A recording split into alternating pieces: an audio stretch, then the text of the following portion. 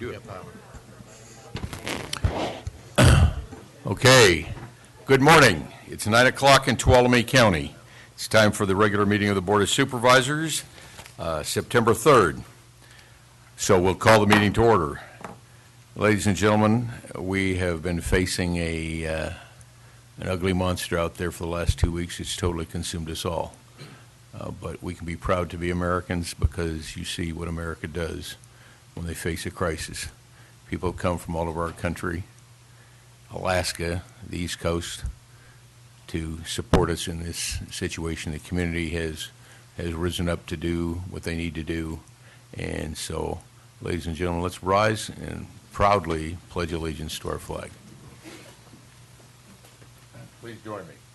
I pledge allegiance to the flag of the United States of America and to the republic for which it stands, one nation under God, indivisible, with liberty and justice for all. Okay, I am going to change the agenda a little bit. We will have oral communications, but we have the incident command team here, and they have active business to take care of, a little hot item or two. And so we're going to put item 7 first on our agenda. And I would like to introduce Mike Wilkins and Mike Dewitt from the incident management team to tell us what's happening, what's going on. Read the agenda item. Would you read the agenda item, please? This is a presentation and status on the rim fire. Okay, gentlemen, we have this little rule. You need to identify yourself here. Okay, I'm Mike Wilkins, Incident Commander with Southern Area Blue Team. And so let me start with a few things. Rim fire, and we're working for 3 organizations here: the Stanislaus National Forest, the Yosemite National Park, and CAL FIRE. And we work for CAL FIRE. That means we're also working for the citizens of the county and the state at large. Okay, it started on Saturday, August 17th. You know, the cause is under investigation. The Stanislaus National Forest requested a Type 2 team on August 18th. You know, we then quickly, on Wednesday, August 23rd, the Blue Team assumed command. We're a Southern Area Incident Management Team. We've got members from all over those southern states, the 3 federal agencies, some state fire organizations, and so had a fast-moving fire. It got, oh yeah, where we go, California. So that's a headline from CNN: threatening thousands of structures, roughly doubled in size in a day, 165 square miles. So it got big really, really quick. Just really exploded over several days. Okay, so its current status, it's at 235,000 acres. It's the largest wildfire in the United States to date this calendar year. About the second day, we came to #1 ranked fire in the country, which helped us get resources. Currently, we're the 4th largest fire in California history. Okay, these, I won't go over them all, but incident objectives, you know, we were trying to keep our firefighters safe, and then trying to keep our community safe, and then suppress the fire just as aggressively as we could. So those are a few more things. We tried to keep in mind disruption and access to private property, timberlands. A few statistics that are kind of amazing. So to date, we've dropped 1.7 million gallons of retardant and 1.4 million gallons of water. It's kind of mind-boggling. You know, as the fire exploded in size several days, we also had to explode in stuff. So you're looking back up just a hair, Mike, you know, you're looking at, it got to be, I think, 5,100 and some personnel. One point we had 21 helicopters. Look at the fixed wing, that counts the air tankers. We ended up with like 4 what we call air attacks, which are air traffic controllers to keep everybody safe. You can just see the number of engines there. And the current situation on the right, we've downscaled a bit, and then we've got new resources coming in. The first big downscale was all the contingency resources in Tuolumne City. We've dropped that considerably as the risk has went down. Current status a little bit. We showed this morning 75% contained, and there's that cost. About half of that cost was the contingency line and the resources we had. Let me give you, there's how much black line we have now around the fire. We have that much open line, but a lot of that is up in the high country and rocks, hasn't moved for days, not going to do a whole lot. And then that's some of the constructed line. We prepped a lot of roads. Go ahead, Mike. This would just be a progression. It'll self-run and show you visually how the fire grows. So about every 5 seconds, you'll see that fire grow. By the way, that's the way it felt the first 5 days. So you can see it start to build. Just watch that acreage jump. So it jumped to 4,000. Then it jumps to 16,000, so it quadrupled in a day. Then it jumps to 53,000 the next day, and then watch the next one. Boom, it's 105,000 acres.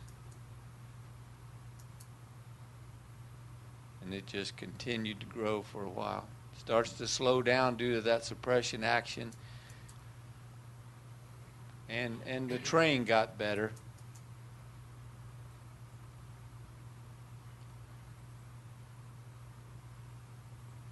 You can see that growth start to slow down as we had better weather, better access, better terrain. We also tried to get strategically quite a bit ahead of it so we could, all our actions would be positive and you could hold on to what you gained, which a lot of times, you know, it's hard for people not used to that to say, why do they have to be so far in front of it? But you've got to win. In the end, you've got to win.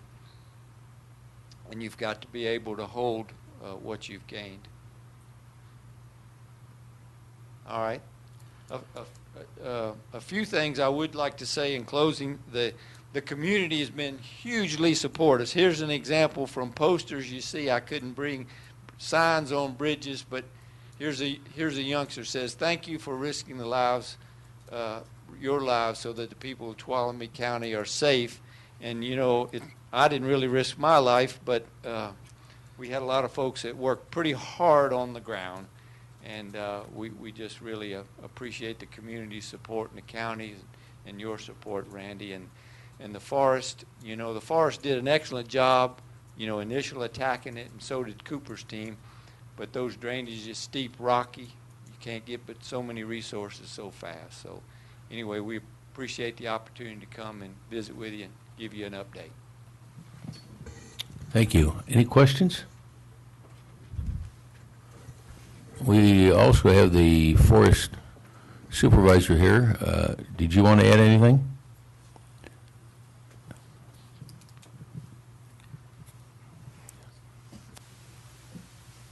Love this. I'm Susan Skelski. I'm the forest supervisor of the Stanislaus. And I don't know if this is the time for it, but I just want to talk very briefly about our rehab next steps with a plan for a more full presentation 2 weeks from today when we have the team in place.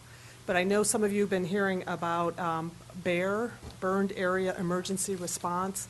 And this is a team of technical specialists that we'll bring together from both the forest and from probably western states in general to help us with the immediate rehabilitation work we need for to kind of secure the landscape for this winter. It's basically stuff that will be put in place to kind of harden the site and keep everything from flowing downhill into our creeks when we get our first rains and all our rains and snows through the winter. So the team leader for that, I was trying to be pretty selective on that because this is such a hugely complex, very steep, dangerous ground, as you know.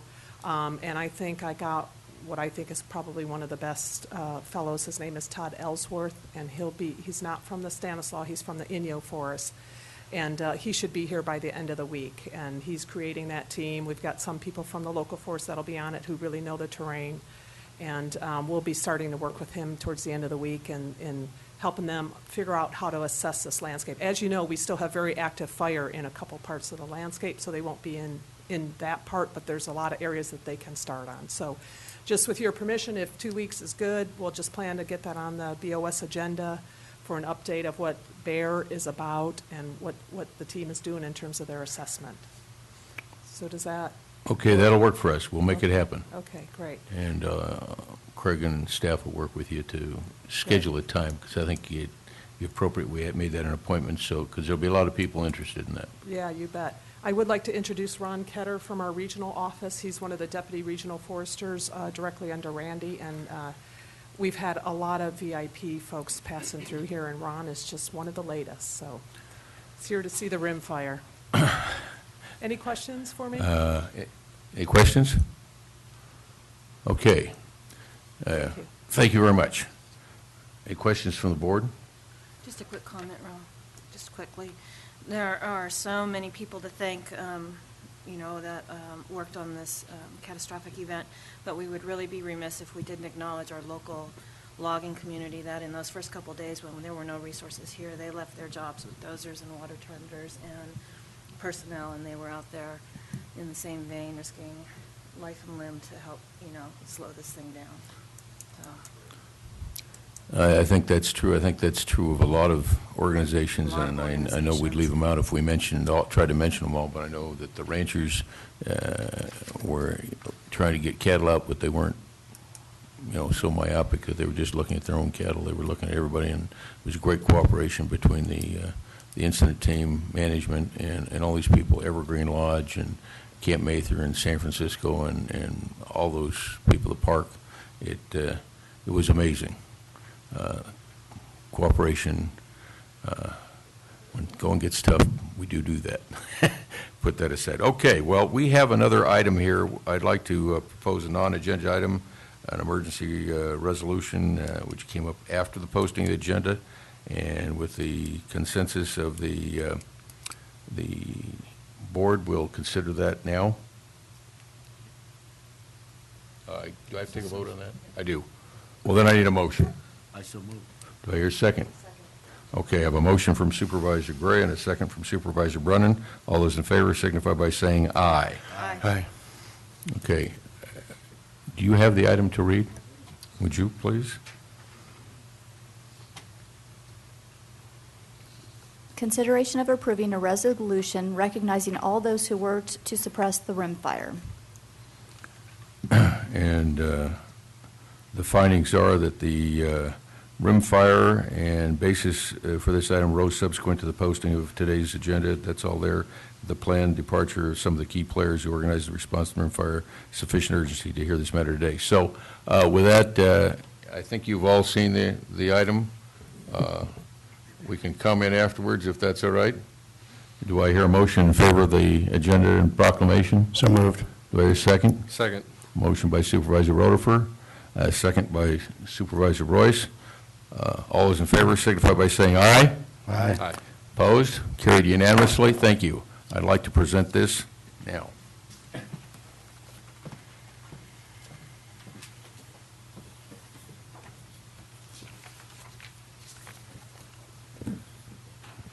Would you mind coming up, Mike? Actually, you both come up. I want to read this. Board of Supervisors, County of Tuolumne, resolution. Whereas the rim fire started on August 17, 2013, and rapidly expanded to the point outside resources were needed to meet the threat facing the community. And whereas on August 19, 2013, the Director of Emergency Services declared a state of emergency in the County of Tuolumne. This declaration was ratified on August 20th, 2013 by the Tuolumne County Board of Supervisors. On August 22nd, 2013, Governor Jerry Brown proclaimed a state of emergency to exist within the County of Tuolumne. And whereas overwhelming response to the rim fire from federal, state, and local agencies, private companies, volunteers kept the fire away from the most populated areas of the county, thereby minimizing the fire's impact on private property. And whereas the Tuolumne County Board of Supervisors desires to recognize the efforts of all those involved in responding to this emergency. Now therefore be it resolved that the Tuolumne County Board of Supervisors extends its heartfelt thanks to all those who worked to suppress the fire. And now therefore be it further resolved that the Tuolumne County Board of Supervisors does hereby grant honorary lifetime citizenship to all emergency responders and volunteers who assisted on the rim fire adopted by the Board of Supervisors of the County of Tuolumne on September 3rd, 2013. I would ask you to accept this on behalf of the Board of Supervisors and the people of this county. We're very grateful. And by the way, now that you're honorary citizens, you know that includes all rights, privileges, and obligations, therefore. Go with that. And I know you're going what you think is home, but now this is home. So when you pack up and come back, I'd like you to consider moving into District 2. We'd love to have you. I can't tell you how grateful we are. The cooperation, the interaction between your team and our people, and I do want all the people to understand that every one of your supervisors and members of your staff, the county CO staff, but all the other organizations in the county, Health and Human Services, CRA, just absolutely amazing.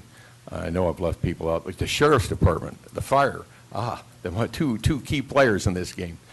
Sheriff's Department, unbelievable. And the fire guys, I can't say enough about fire.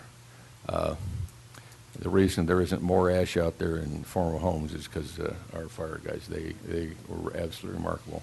I know he isn't here, but I got to mention his name, Steve Lawshe, the pit bull of firefighting. That guy is unbelievable, and we could tell how the fire was going by what he did. But anyway, we want to say thank you to that, and we have another thing here. Yes, we do. No, we have one more thing. I can't give this to you. You can't speak yet. Okay. My friend, Mr. Craig Pedro, you met him, I think. I did. Okay, he has something he wants to give you. Well, I'm going to echo something that Supervisor Brennan mentioned. There's a danger in thanking any single organization or person, but there's always a leader, at the top, and a team at the top. And the firefighting definitely is a team sport. Well, okay, Coach Lombardi, we're gonna love on you a little bit, maybe as symbolic. Okay, well, very good. The only perfect year, right? And we've had the privilege, a lot of us had the privilege of working very closely with these gentlemen. We too many Mikes. So we got Mike Wilkins, Mike Dewitt.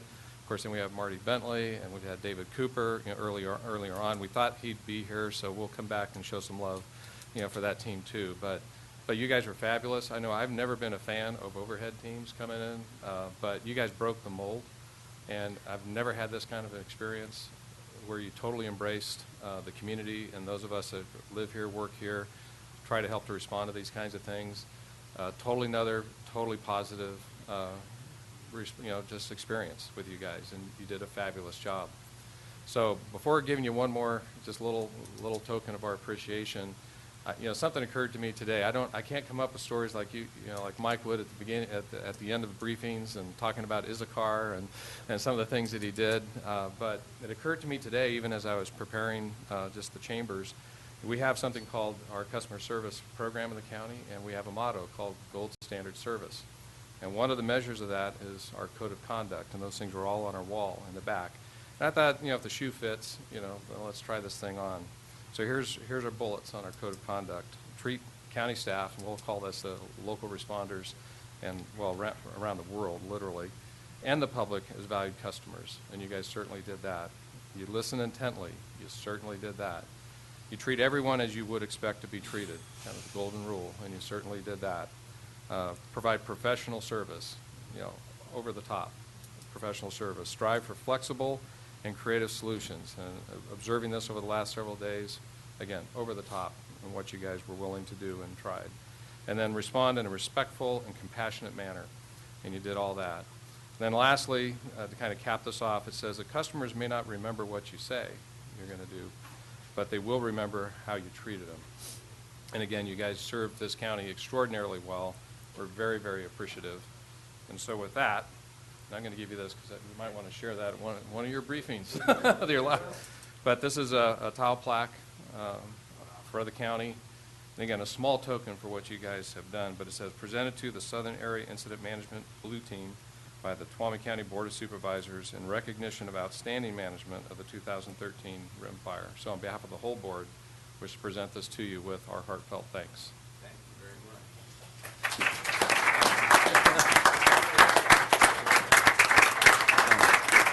much. Thank you.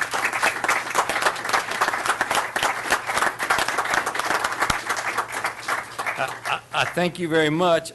I'm going to do two small certificates. Stay up here, Craig and Randy. And we accept that on behalf of the good leadership of the Stanislaus National Forest, the Yosemite National Park, CAL FIRE, the county, my team. Really, Mike and I just try to stay ahead of them and just facilitate them. They're a very good bunch. But as a small thing, when this thing was growing and growing and growing, and you two didn't know what a bunch of Southerners Mike could do or not do. So these read the same, but it's just a certificate, a little fire pictures for both Randy and Craig for your unwavering support and leadership to the Southern Area Incident Management Team in suppressing the 2013 rim fire. This certificate of appreciation, and I thank you both.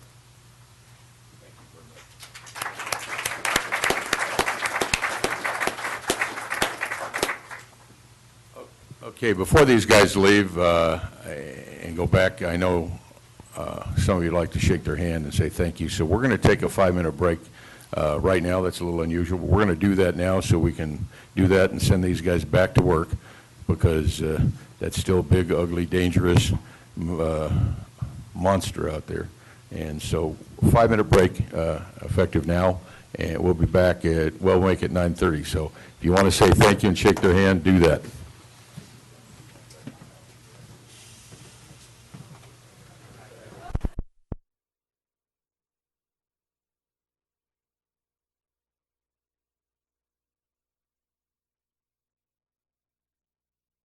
Okay, 9:30, time to get back to business. See what I do with my agenda. There it is. Oral communications. Move back to the regular order of the agenda. The public may speak on any item not on the printed agenda. No action may be taken by the board. Is there anyone who would like to speak at oral communication?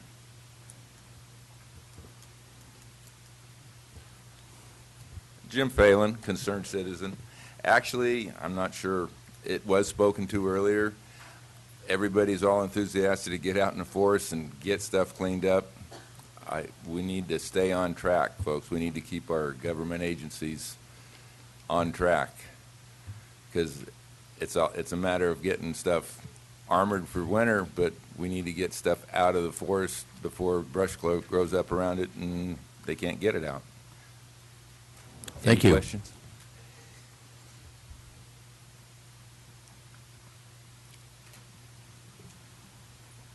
Jim Maddox, another concerned citizen. I don't know if this microphone, there we go. I had a couple of things I wanted to throw in. I know that there's a lot of people that are very, very frustrated with what's happened. I suggest this is not the time for finger pointing, and I'm really encouraged to hear that the Forest Service is going to be back very quickly, and that's basically, pardon me. My message, the fire burned over many acres, of which there are some that are completely charred, and we know that the trees remaining in those areas are dead. They should be salvaged. I propose there's a need to fast track and remove those trees while they still have some value. And I'm not suggesting harvest for timber in areas where the existing stock has a good chance of surviving, only the areas that we know will not survive. And that's as far as the fast track thing, In the past, we've always had this business of they're afraid that the trees are what they call brain dead, and they were gonna die anyway. My experience with some of those places, and particularly in the Granite Creek fire, was some of those areas turned out that the trees did live. They retained them, and thank God they did. Areas inhabited by deer, and I'm going to speak, this is particularly because of the findings of our guys out there and some of the deer tracking they've been doing. If dead trees aren't removed, Many will soon fall, and they'll jackstraw in a mess, which in many cases will be ultimately covered by brush. And the combination becomes a barrier to deer movement and sets the animals up for extremely high predation. And what the guys were telling me is there's an area in the park that they went in to retrieve a collar, and it took them about an hour and a half to get about a quarter of a mile in to where the collar was, because they had to crawl through brush and over trees and everything else, and the deer actually was trapped there. And lions can get around better in that country than deer can. And the other thing was, almost all wildfires provide islands of living vegetation, and those areas become extraordinarily important areas for wildlife. They may provide the only hiding and thermal cover left in the fire for vast areas, and they do provide a vehicle whereby animals can reestablish. So those areas are important to retain. And I hope that in the process of all of this, that's all taken into consideration with our Forest Service folks too. Thank you. Thank you. Do you want to add? Yeah, I have a question. Yeah. I know with your experience with Fish and Game over the years, you might be able to help me out here.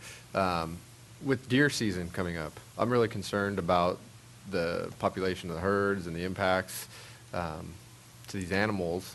And I had a deer tag. Now, my dad and my brothers and I were planning on going on a trip to Cooper's Meadows, but now we're not going to be doing that because we're concerned with that. How do you view that, and what can be done? What should be done from your knowledge base that you have?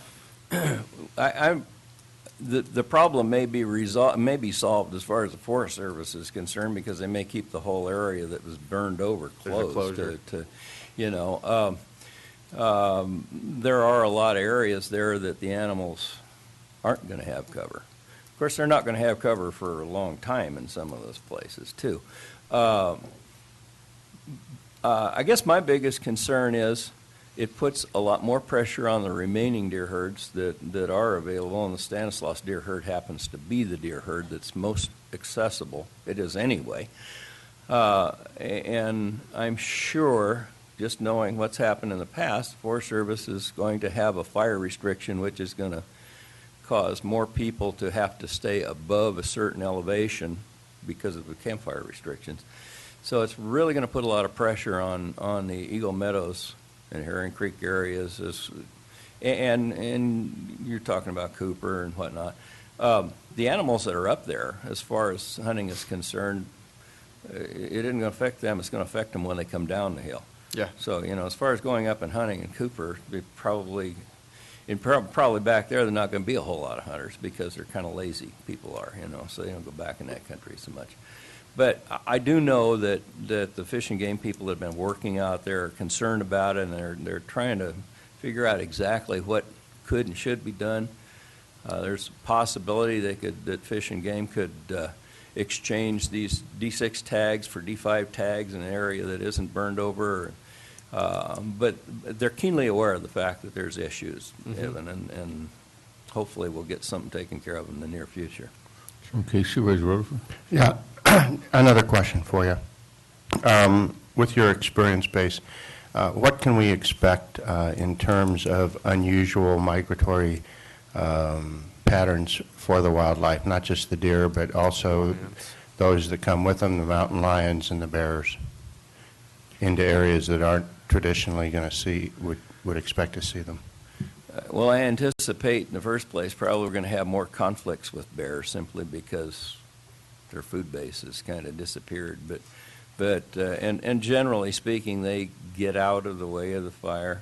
They don't all escape. And in that regard, out on Jawbone, they do have some radio collars on some deer, and they found that most of the ones that had collars, they've already located the animals are alive. So they've escaped that.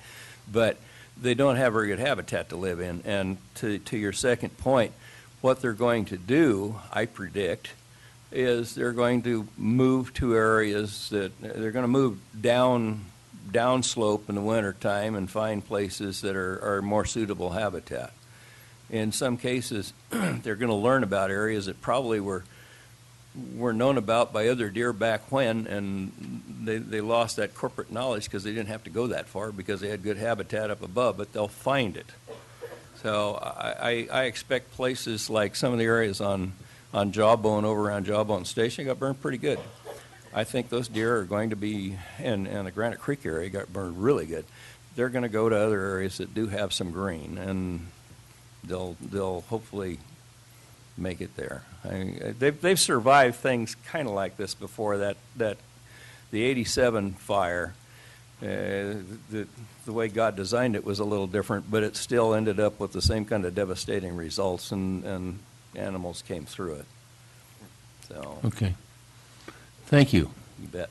Appreciate your expertise. Morning. Morning. My name's Joe Silva, and I just want to say, looking at the supervisors, you all clean up nice. I know over the last couple of weeks, I want to say thank you for being there for our county. People never saw behind the scenes, and I just want to take this opportunity. I know twice a day that I saw you, and I was tired when I went home. It was absolutely nothing compared to you guys being there all the time. I also want to compliment Craig Pedro and his staff, both elected and appointed. They were there the entire time, and it was so comforting. When the decision was made a week and a half ago to close all schools, we felt that it was a group decision, that we had everybody's backing and support, and it was very nice. Our community will never see that, but I just want to make sure that each of you know that in education, we appreciate each one of you, and Craig, you and your staff, and Tracy Riggs was incredible. So thank you. Well, Joe, before you leave, that's pretty reciprocal, because you and the leadership of the school system were there, and you were looking out for the interests of our kids, and that's pretty important, too. So we thank you. Mr. Sheriff, this guy and his crew are unbelievable. I have to say that before he speaks. Unbelievable. They had a lot of help because they needed a lot of help, but they were there, they're working long hours and protecting our community, and we have to say thank you, Mr. Sheriff. Thank you. Jim Mealy, Sheriff. I'm here to inform you and the public that we will be lifting those advisories in the Tuolumne City, Ponderosa, all the way up the 108 corridor. So those areas are open. The only closure that we will continue to have is the 120 Ferretti Road closure. But other than that, everything has been open, and we will do that at noon today. So all evacuation advisories are lifted effective noon today. Yes, and That's so really good news. that is good news, and obviously we'll be working with Red Cross to informing them, and then they have a plan to let those folks re-enter back into their homes. But we will still continue to have a large law enforcement presence, just so that the folks can make sure that they feel safe and that those types of things. Supervisor Royce? I'm assuming we'll still have quite a few road closures. Buchanan Mine Road, will that be open, or is that going to continue to be closed? 120, I know, will probably still. Is that closed? Yes. Buchanan will? Yes. Okay. What about Ponderosa Hills? I know it was residents only, so they were monitoring that, but there's also some roads, some back roads, up Mount Provo, things like that. They're keeping people out. Are those going to still be monitored, or are those open? The sheriff gets this information, and then I'm supervisors sorry. ask these I'm tough sorry. questions. So what I'll do is This is my backyard, and people ask Well, me that's this okay. But, by the response that we got from law enforcement, we always have backup. And so right now, Thank you. Commander Scott Clamp. Sorry to put you on the spot. No, you're not putting me on the spot. We have an answer. Okay, thank you. I might add another organization above and beyond. I met guys from a long distance away supporting Commander Scott and his crew. Well, good morning once again. Scott Clamp with the Highway Patrol Commander. Yeah, we still have some road closures in effect up in the high country. Those are being staffed mainly by the U.S. Forestry Service. The reason we still have those closures in place, Buchanan Mine, Crabtree, Dodge Ridge area, are basically to keep sightseers, people that want to go into the still active firefighting areas. We need to make sure we maintain control of those areas. So there's quite a few forest roads that are still closed, but our main closure is still 120 and Ferretti. Okay. And Pinecrest will be open then? Pinecrest is open, yes. Is open. Pinecrest area, yes. Okay, perfect. Thank you so much. Okay. Thank you. Any more questions? Law enforcement? It was just a Thank you. advisory. It's just Dodge Ridge. Come on, you got to say something about that great team you had out there doing things. Ladies and gentlemen, I see you're a chief fire warden and the unit chief for Calaveras Amador and leader of a superhero team. The Cal Fire guys saved Pine Mountain Lake and a lot of other places, and we can't say enough about that. Well, I appreciate that. Josh White, unit chief for Tuolumne Calaveras unit and the Tuolumne County Fire Warden. And I just wanted to take a moment to thank our volunteers that have been staffing engines around the county for watching out for the initial attack fires, responding to those medical aids throughout the county, as well as the firefight. You know, we've had a strike team out there of county engines on the fire, and so I just really appreciate the work that our volunteers have done. And I just want to get the word out, however we can, that we're still ongoing seeking more volunteers. And if there's anybody out there that's interested, definitely stop by one of our stations and, you know, ask some questions and find out if it's for them. You weren't not going to promise them another one of these, are you? I am not going to promise that whatsoever. No, sir. Thank you. Thank you. Thank you, and thank your team for us. I will do that. Appreciate that. Anybody else, public comment? Okay. By the way, I would like to make a comment that I will accept this certificate of appreciation that Mr. Wilkins gave me on behalf of the whole Board of Supervisors. Your Board of Supervisors was on this. Every single one of them was taking a task, going out, talking to the public, taking the interests of their constituents and the constituents of this county and working hard. If they're tired and they fall asleep up here, it's okay. We'll forgive them. And that goes for all the staff, too. So I accept that on the behalf of the members of the Board of Supervisors. They all deserve it. Okay. Mr. Chairman, just likewise, I'll be passing the kudos on down the line, but we are amassing, it's already massive, as you can imagine, all the organizations, all the people that have come to the aid of the county during this time, and there will be a time, and it'll be an extensive time, when we try to find a way to express the thanks of the board and our community to all those who responded in our time of need. Very important. Okay, any final comments? This is a quick Okay. one. Yes, please. I just say I agree with what everybody has said. Extremely appreciative of all the efforts that have gone on, and all of you know this, but I just say it for the public. Our job is far from done. We have a lot to do in restoration, and we have a lot to do and a lot to learn about why this has happened and what we can do in the future to prevent this from happening again. And I know all of you are dedicated to that mission as we move forward. And we want to do that in positive ways. There's no one individual that can be blamed, but there are things that need to change in the future, and we're going to be working on that. Thank you. Oh, good comment. Okay, just before we go to the consent calendar, I have an announcement I need to make. We did have a special meeting of the Board of Supervisors scheduled for August 28th, 2013 at 3 o'clock. I think it's obvious why we canceled that, but I need to tell everybody we did in fact cancel that meeting, and if there's a need, we will reschedule a meeting, but I think we'll try and fit in those assignments with our regular meetings if at all possible. But the meeting was canceled, and we were preoccupied with a fire. Okay, with that, we're going to go to the consent calendar, and if you would read that, please. Minutes of the meeting held August 6, 2013. Resolution adopting the 2013-14 Tuolumne County tax rate pursuant to Government Code Section 29100. Approving the first amended contract for BI Inc. for inmate programming. Approving correspondence supporting Senate Bill 1405 to Senator Feinstein and Boxer to extend the Medicare Super Rural reimbursement rate for ambulance services. Approving the appointment of Melinda Fleming as the Open Space Representative to the Ag Advisory Committee, and as the Air Pollution Control District, approving the appointment of Dr. Kenneth Renwick as a medical professional representative to the Tuolumne County Air Pollution Control District Hearing Board. Okay.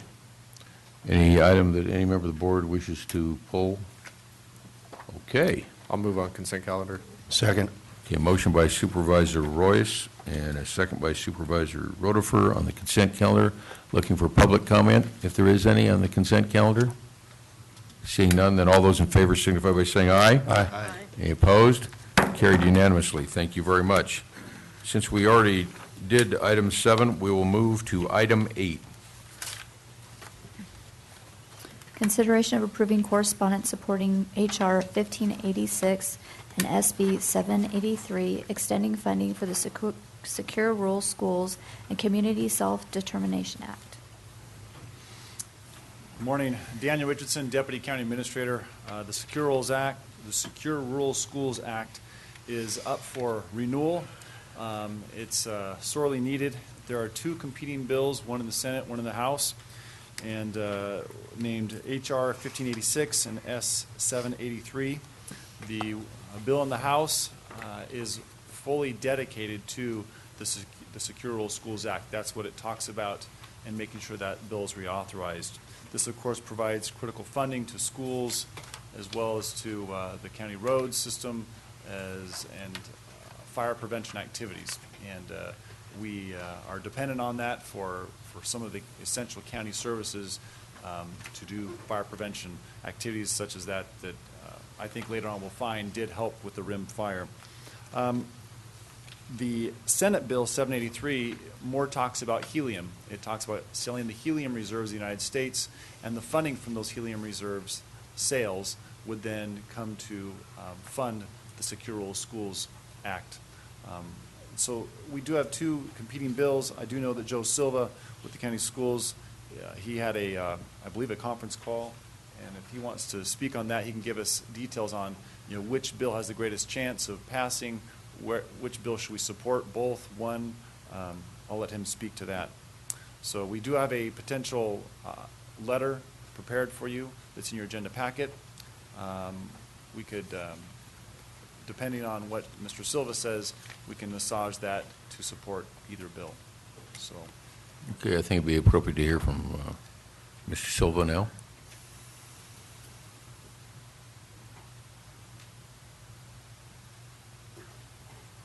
Morning again. Before I begin, I want to correct a misstatement.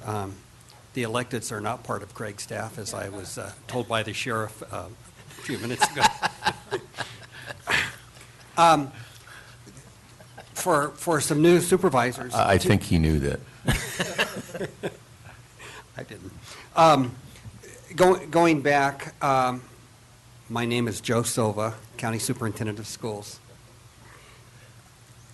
Going back when this bill was first passed, the Secure Rural Act, it's because that there was a reduction in the forest harvest and the revenue that came from the forest. And this was a way that we would generate income. In California, we're unique. In California, 50% goes to the schools and 50% goes to county roads.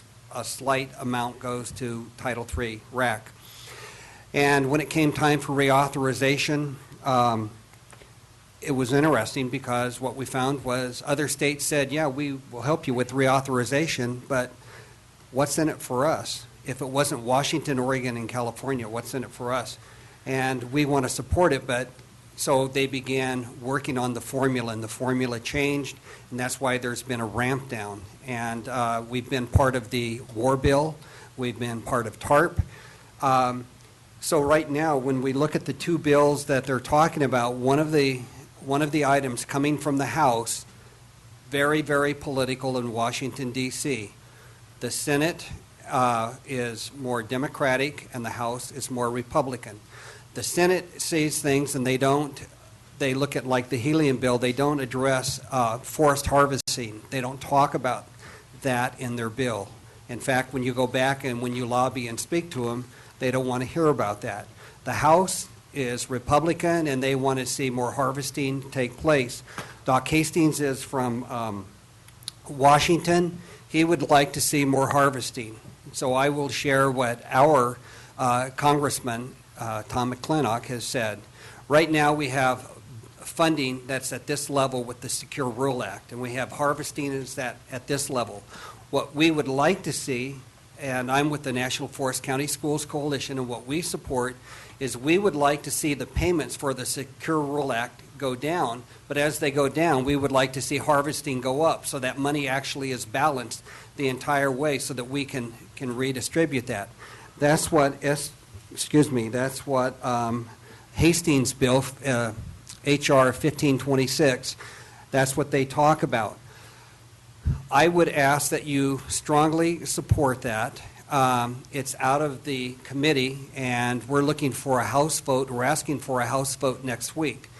Congressman McClintock visited in my office last week and talked about it. He's not sure that they're going to be able to do a vote next week on that, which we very much would like to see because there are other issues politically, like Syria, that the House will be talking about. We understand that he is very confident, and he said that 3 or 4 times, he's very confident that we will have a Secure Rural Act reauthorized for at least 1 year this year. So that's good. One thing that I've learned in my time as county superintendent in dealing with this, it isn't really about Republicans and Democrats when you get back to Washington. It's about the Senate and the House, and never that twain shall meet. They look at things differently.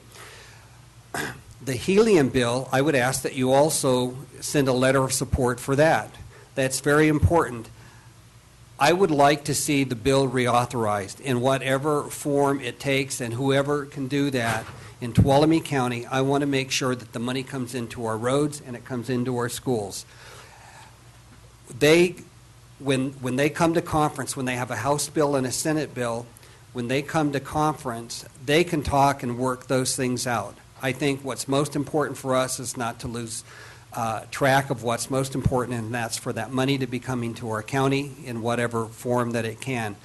So as a county office, we have actually sent out letters throughout California, and this morning I had a conference call with a lady in West Virginia, and she is also promoting it as of last Wednesday with her school districts and her ESAs. Outside of California, county offices of education are called ESAs, and education service agencies.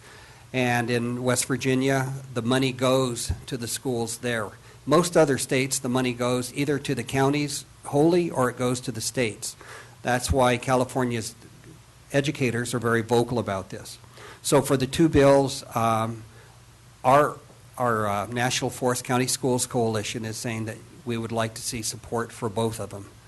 They're not as competing as they would appear, but to support both would be fine. Any questions of Superintendent Sewell? Not a question, just a comment. Okay.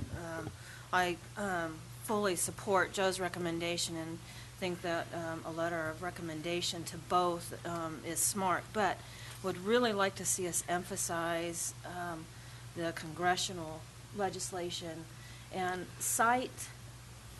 We know we have good information, and the fire folks told us that they held the fire in areas where we had active SWIFT work and shaded field breaks.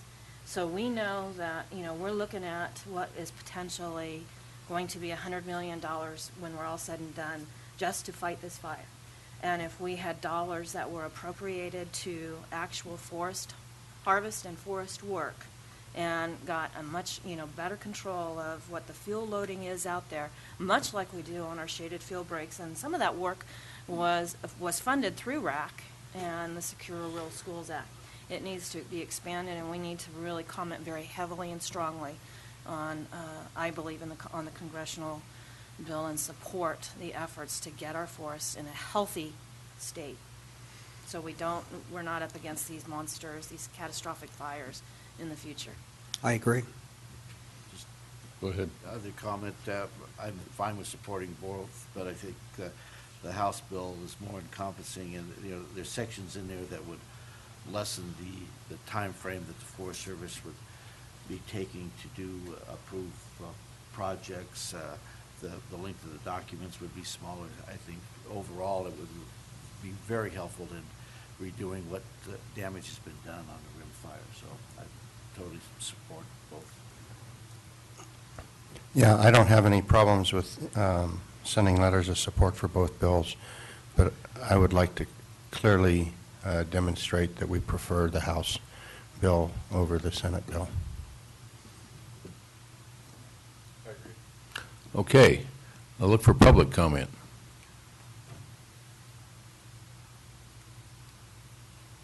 Thank you. Jim Phelan, a member of the RAC committee, and I am also in favor of probably most, I haven't seen the two bills.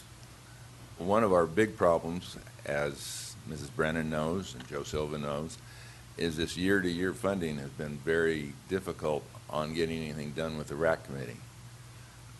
It'd be nice to have something. For the public, would you explain what the RAC committee is? The RAC committee is the small amount that Daniel was talking about that goes into improving the forest health, which shaded fuel breaks, the clearing of the WUIs and stuff that probably has saved millions of dollars of damage in private property in Tuolumne County during this rim fire. It's a small amount of money as compared to what the roads need and the schools need, but it has been put to pretty good use in this county. And if we can get funding for it, however we can get it, let's do it. Okay, any comments, questions? Anybody else from the public? Okay, the chair would entertain a motion. I move that we send a letter of support for both bills, but we clearly express our preference for the House bill. Second. Okay, a motion and a second. Any further comment? Anybody from the public? Can I just ask one? So we'll issue one letter from the board, or should we issue two separate letters? What's your preference? Joe? Can we ask some advice here? You've been spending more time with I would suggest two separate letters. Okay. Does that work for the motion? Yes. A second? Okay. Clerk review. Okay. Any final comments? All those in favor signify by saying aye. Aye. Any opposed? Carried unanimously. Let's wish ourselves success on this. Imagine $100 million for a fire, what $100 million would do for healthy forests and schools. Nice thought. And roads. Oh, don't forget roads. Okay. Can we have item 9, please? Consideration of awarding a contract to Harris Builders, Inc. for the jail repair project.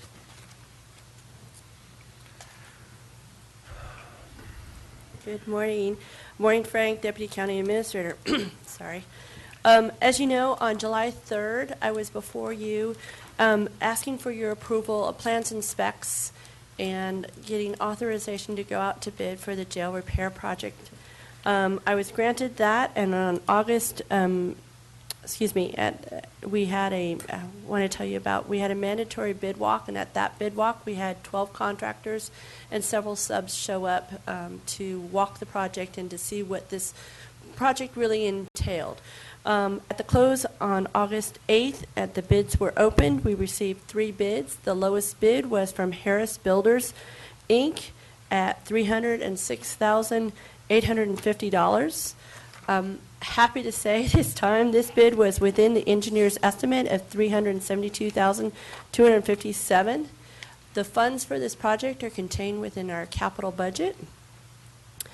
The County Counsel's office has reviewed this bid and found it to be in substantial compliance with our call for bids. And then Ed Hogue, our facilities manager, has checked and verified the license for this contractor. So we're all good on those fronts. If you were to award this project today, it'll take approximately 4 months once the notice to proceed is issued to finish it. And with that, you need to know there'll be a subsequent item coming before your board at your next meeting, and that's in regards to the housing of inmates while we do this project at Sierra Conservation. So we'll be bringing that at your next meeting. I am recommending that you approve the award to Harris Builders, Inc. for the jail repair project, and I'm here to answer any questions you may have. Any questions? We will be moving inmates from our jail to the California Conservation Camp.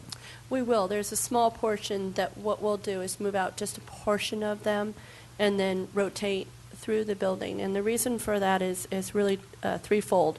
One, for the security of the inmates that are there. Two, for the security of the staffing as they work with the contractor. And then three, the contractor and the staff. So we can get them in and out as efficiently as possible, and so they can work on the jail section by section and not be interrupted. We don't have to worry about missing drill bits, missing nails, things like that, that they can have a space that they're working on and really concentrate on that space, get it finalized, get it all cleaned up, and then we can rotate other inmates into that area and work on another area. Supervisor Rutherford. So the inmates that we're sending to the Conservation Center will be the same inmates for the entire duration of the project, and we'll just rotate people through different sections of the jail. That's correct. I believe that's what the sheriff and undersheriff's plan is. Okay, thank you. Any other questions? Public comment? Chair would entertain a motion. Mr. Chair, I move that we approve the contract to Harris Builders, Inc. for the jail repair project in the amount of $306,850. Second. Okay, motion by Supervisor Rutherford, second by Supervisor Brunner. Any final comments, questions? Public comment? All those in favor signify by saying aye. Aye. Any opposed? Carried unanimously. Thank you very much. Item 10, please. Consideration of approving the Tuolumne County social media policy. Good morning, Daniel Richardson, Deputy County Administrator. One of the most powerful tools that are out there in the web is social media. With Twitter and Facebook, much of the information on the recent rimfire was actually pushed out there via Facebook. Many of the videos and pictures were shared quickly throughout the world through social media. Well, the county is going to be embracing social media through its new website that's going to be released on September 5th. And we will be pushing information to Twitter and Facebook specifically. We looked at, we do not currently have a county social media policy. And so the county's executive web team, let me give credit to Ethan Billigmeyer from Human Services Agency. He took various social media policies from other counties, crafted them together, and what we have is, I think, a very good social media policy that sets forth the rules and the regulations and the process for departments to make use of Facebook in particular is one that's being used by a few departments right now effectively. I know the Sheriff's Office uses it for investigations. There are some good uses of social media for the county's purposes. One is to inform the public. We will not, the social media policy does say we will not be accepting comments. So we won't have a dialogue necessarily. We'll be pushing information out there to citizens and interested parties.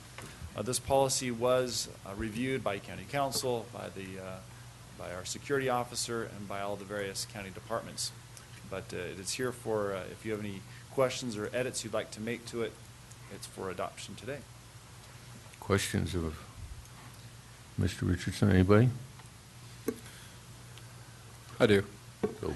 You said that people won't be able to post on there, but is there a way that people can ask questions possibly? I know there's something like that on the website. People can email. Is there a way that they can privately ask something and maybe somebody can respond or route it to a department? Is there a way we can look into doing something Well, like the that? website definitely has that feature. There's a citizen request tracker mechanism. That's how we want it to happen rather than having comments posted. I'll look and see if that feature exists without having a fixed comment that sits on. It's not a post, but just like a message. Is pretty much what it is. I don't know. I'll look and see if we can make that happen. Okay. Because you're right. We want to interact, but we don't want to have comments posted on there similar to other news sites. Sure. And then just a quick statement. I think this is really important that we do this. If you look at the fire, for example, the amount of information people were spreading and the way they were able to communicate with social media, not always accurate information, but a very good example of how successful you can be in communicating to people. And I think it's very important that our board and the county take advantage of the powers of that technology, and I appreciate that you're doing this. Supervisor Rutherford. First of all, I think the policy's fine. I don't have any heartburn with the policy, and I agree with everything that Supervisor Royce said, as I usually do. But I do have some concerns, and it's more just an awareness kind of concern for our staff as we go forward and we implement this, that we maintain controls, because we did have some situations with the fire where some bad information was going out, and we just need to make sure that the information that we do push is the correct information. But I do think that this is a very valuable tool. And I do know that Facebook in particular has a message capability that doesn't get posted to the whole world. It's basically like a text message, except it's through Facebook and it shows up in your Facebook account, but it's just between you and the person sending it. So there are ways to do that, and I agree. I do think that that's something that's important to pursue, because one of our customer service things is we do want feedback from our citizens out there. So I do think that's an important feature. Thank you. Anybody else? I agree with what the other two supervisors have said. I just want to be very careful that what we are pushing forward, like Supervisor Rutherford and Supervisor Royce both indicated, that misinformation spreads very quickly. And so anything that I think we're pushing forward, we don't want to have any of that dialogue happening where it could be misinterpreted and folks would, think that communication was somehow evolving from the county. So I think we want to be really careful that the information, that dialogue is not occurring in any way up front. Yeah, I just want to add to that, too. During the course of this rimfire and the liaison stakeholders meeting, there were comments often about misinformation on the social media, not from reliable sources, and that created an enormous amount of responsive control of those issues to get the right information out and to quell public fears that were in effect unfounded. So I agree with everything the supervisor said. It's important that we make sure that any and all information we put on ours is absolutely accurate and incredible, verified. So I think it's a good thing. I think we have to embrace it and do it. So anyway, any further comments? How about public comment?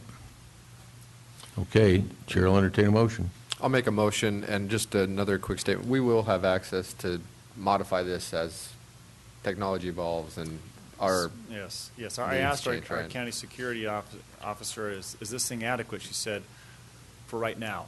Exactly. Because just It's a next living week, thing. someone's We'll going to figure learn. out how to get around it. Perfect. Technology changes. Exactly. Thank you. Okay. So moved. Second? Second. Okay, a motion by Supervisor Royce, second by Supervisor Gray. Any final comments? Public? All those in favor signify by saying aye. Aye. Any opposed? Carried unanimously. Thank you very much. Okay. Before we go to item 11, we need to recess the Board of Supervisors and reconvene as the Tuolumne Public Power Agency Board of Directors. Would you read item 11, please? Consideration of approving the mother load job training as a Tier 1 Tuolumne Public Power member. Good morning. I'm Kathleen Haff, Deputy Director for the Tuolumne Public Power Agency, also known as TPPA. And before you is something we haven't done in quite some time, and that is adding a new member to our membership roster in Tuolumne Public Power Agency. I think the last time this was done was in 2007.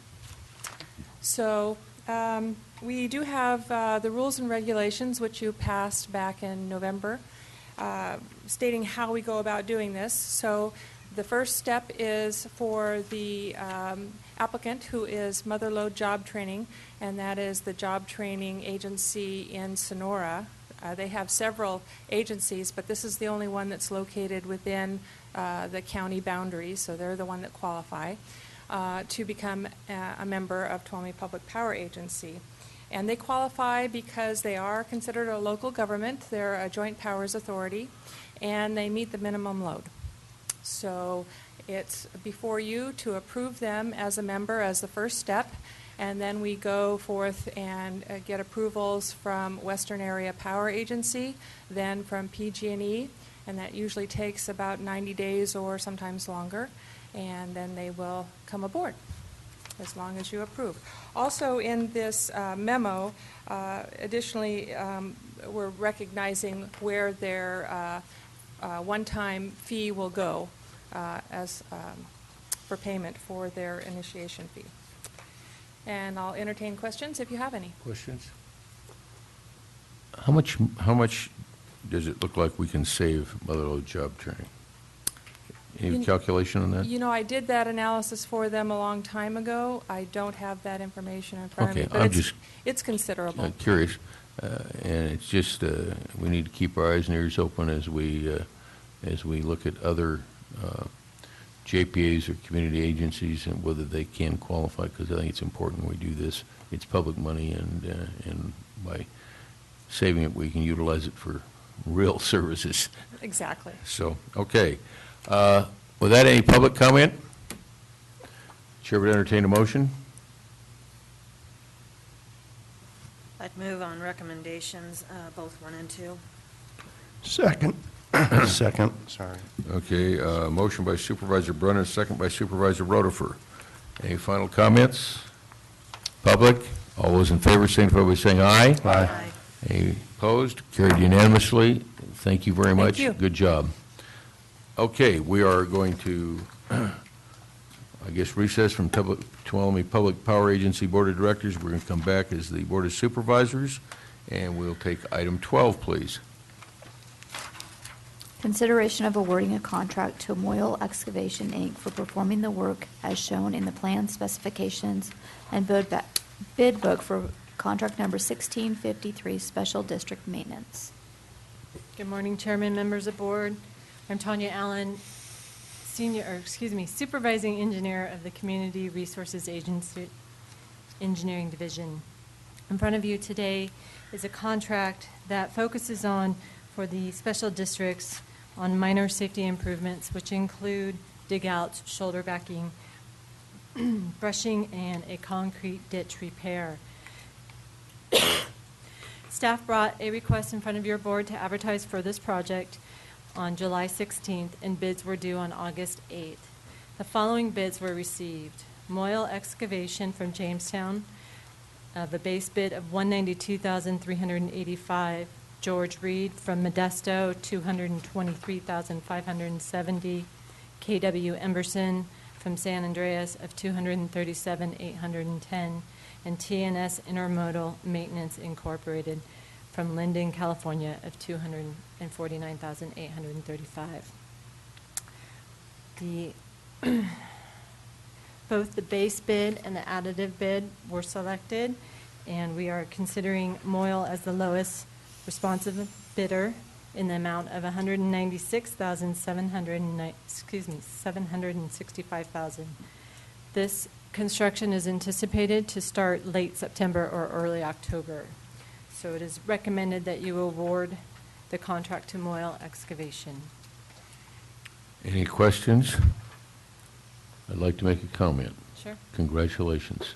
We have a local supplier, and that's the first one I've seen in a long time. And I know that our Supervisor Emeritus, Mr. Pland, would be very happy about this. Yes, you would. Okay. Any public comment? Motion, please.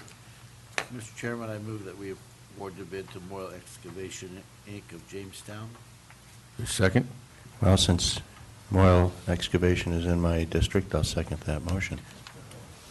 Well, you're a little Johnny-come-lately. You should have made the motion. I'll pick No, on you. that's all right. John's in the industry, he can make the motion. Okay. Okay. Any final comments? Any public comment? All those in favor signify by saying aye. Aye. Any opposed? Carried unanimously. Okay. Item 13, please. Consideration of approving the fiscal year 2013-14 Mental Health Services Act annual update to the third year program and expenditure plan.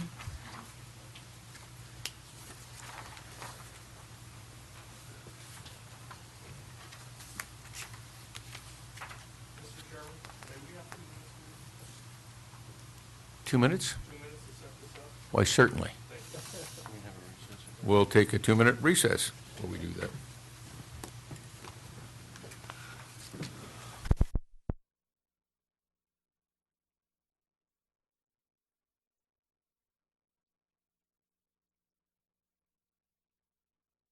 Okay, we'll reconvene after recess, and again, we're on item 13. Let's read it one more time, please.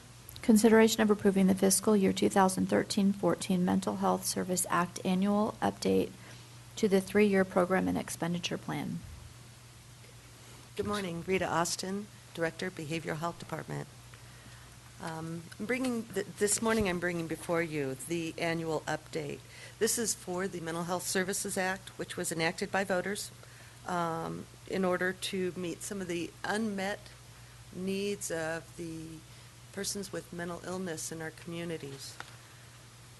It has significantly improved many of the services that we have and the opportunities we've been able to engage in within the community. The update is to provide the public with a progress report. It's also required as a change in our in how the act is actually being followed. Is that in order to encourage or improve the local support and an authority for our expenditures, that all of these plans come and now they're approved at the local level instead of at state levels. We're required to show that we have submitted these to both the community and to our board for that approval, and then it's submitted to state as completed. These components have actually been being brought to the board for the past 8 years. However, this change indicates that this is kind of the finalization of the process with your approval. During the course of starting back in April, 2 public forums were held initially April 3rd and 10th to gather community input. We also posted on the network of care and on our websites the annual plan proposals. We requested feedback from a variety of people, and we also had surveys. We had a total of 49 individuals who participated in the forums, and 92 surveys were completed in order to come up with the final plan. Most significantly, over the past couple of years, we were able to purchase the Washington Street housing with MHSA funding, which most of you are familiar with at this point in time. We were able to bring 14 people back into the community who were conserved and in locked facilities, resulting in a savings to our funds of about $250,000 to $300,000 per year. I'm going to be providing you a presentation. The actual report and update is about 27 pages, and in order to bring some aspect of that to the public, I'm going to do a very brief presentation on the highlight points within this report.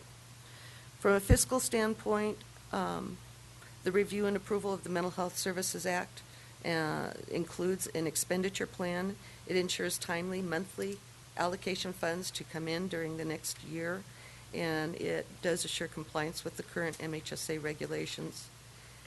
It's expected that Tuolumne County Behavioral Health will receive a revenue of $4,553,181 for fiscal year 13-14.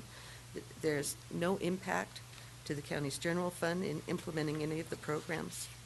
75% of this is allocated to community services and supports. 15 to 20 to prevention and early intervention programs, and 5% to innovation projects. We had a previous fund source for workforce education, training, capital facilities, technology, and permanent supportive housing. There's still some funds remaining in that, and you'll see the reflection of that in your report.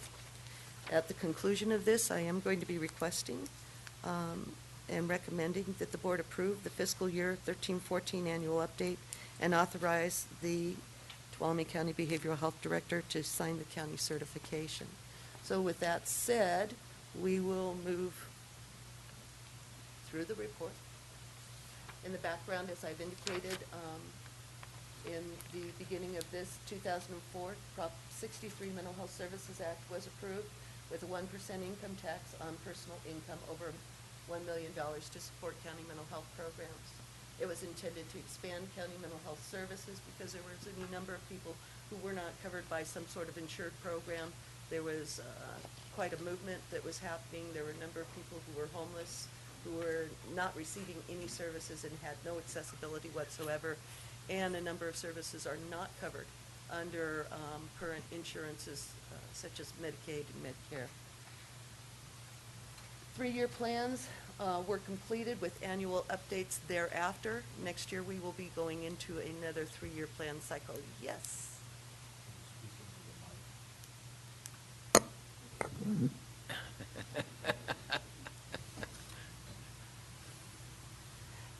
As indicated, there's been a number of recent changes to MHSA, including the local approval. The requirements are to report all of the previous year's activities, funding, to gather input from all community stakeholders, develop the plan and post it for 30 days, have a public hearing by the advisory board, and then seek approval for from the County Board of Supervisors, at which time we will submit to the state. All right.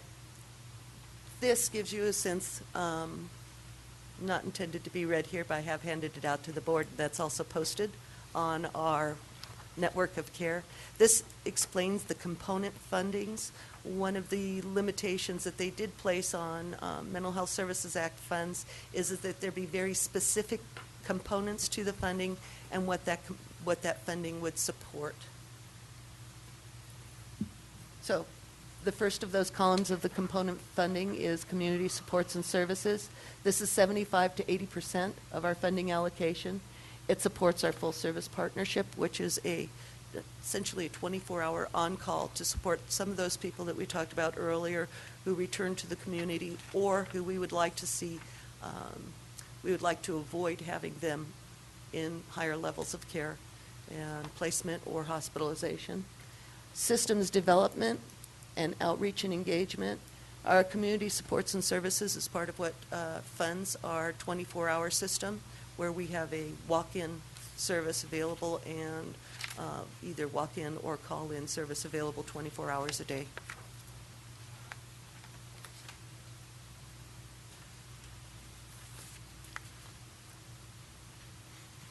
The full service partnership has served approximately 130 individuals over the past 5 years.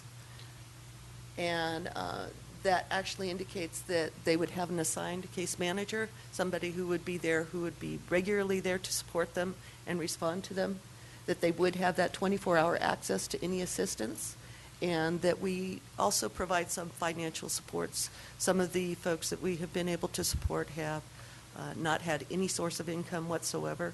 And so this has helped to stabilize them through benefits specialists, through various supports, and help them get into some housing. In 13-14, the plan is to increase the use of outcomes measures and strengthen the coordination of care.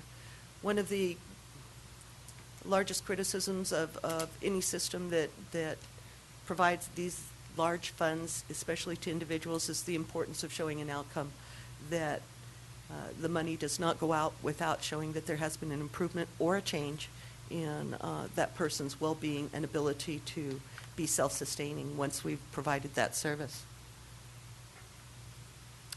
Peer support services. Our peer support services are actually right now housed in two separate places. One is the Enrichment Center, which was the old ADHD building, and the David Lambert Community Center. These services serve an average of about 135 individuals each month. The Enrichment Center is a little bit more structured in terms of the types of support groups, focus groups for peer-to-peer support and help. Socialization, resources, we have benefit specialists, we have access to computers, we have assistance to help people to learn certain skills, perhaps even get jobs, and give out referrals, sometimes right back into our department.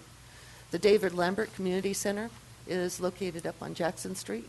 It also provides supports and outreach to homeless for some of those persons who may have more difficulty getting over to our department or have some reservations about coming closer into the mental health. So it's kind of a step-in program to introduce people and help to support them. Our 1314 plan is to maintain those services and increase the community awareness of the Enrichment Center. It's one of the feedbacks we received from the community, is some people were unaware that the center was available and open for the array of services that there were. 15 to 20% of the funding is allocated to prevention and early intervention services. These services we do predominantly through contracting with external services. We go to the Center for Nonviolent Community, provides bullying prevention. Bullying prevention has actually been in the media quite a bit and is, we have found it to be reasonably prevalent in our county also. Challenge Days was supported for a 5-year period. We are changing that at this point in time. Challenge Days funding is going to be decreased, and we'll be reinvesting it in some other areas, which is also in your report. We do have a outreach to our Spanish-speaking community. We also have outreach to Native Americans. ISIS, the Nurturing Parenting Program, serves many of the people who are in our dependency drug courts, persons who are being served in child welfare services, to help give them better opportunities and skills related to raising children that are hopefully healthy and not needing our services sometime in the future. We also do parent-teacher consultations with the Tuolumne County Office of Education, Suicide Prevention and Stigma Reduction, which we have an oversight committee.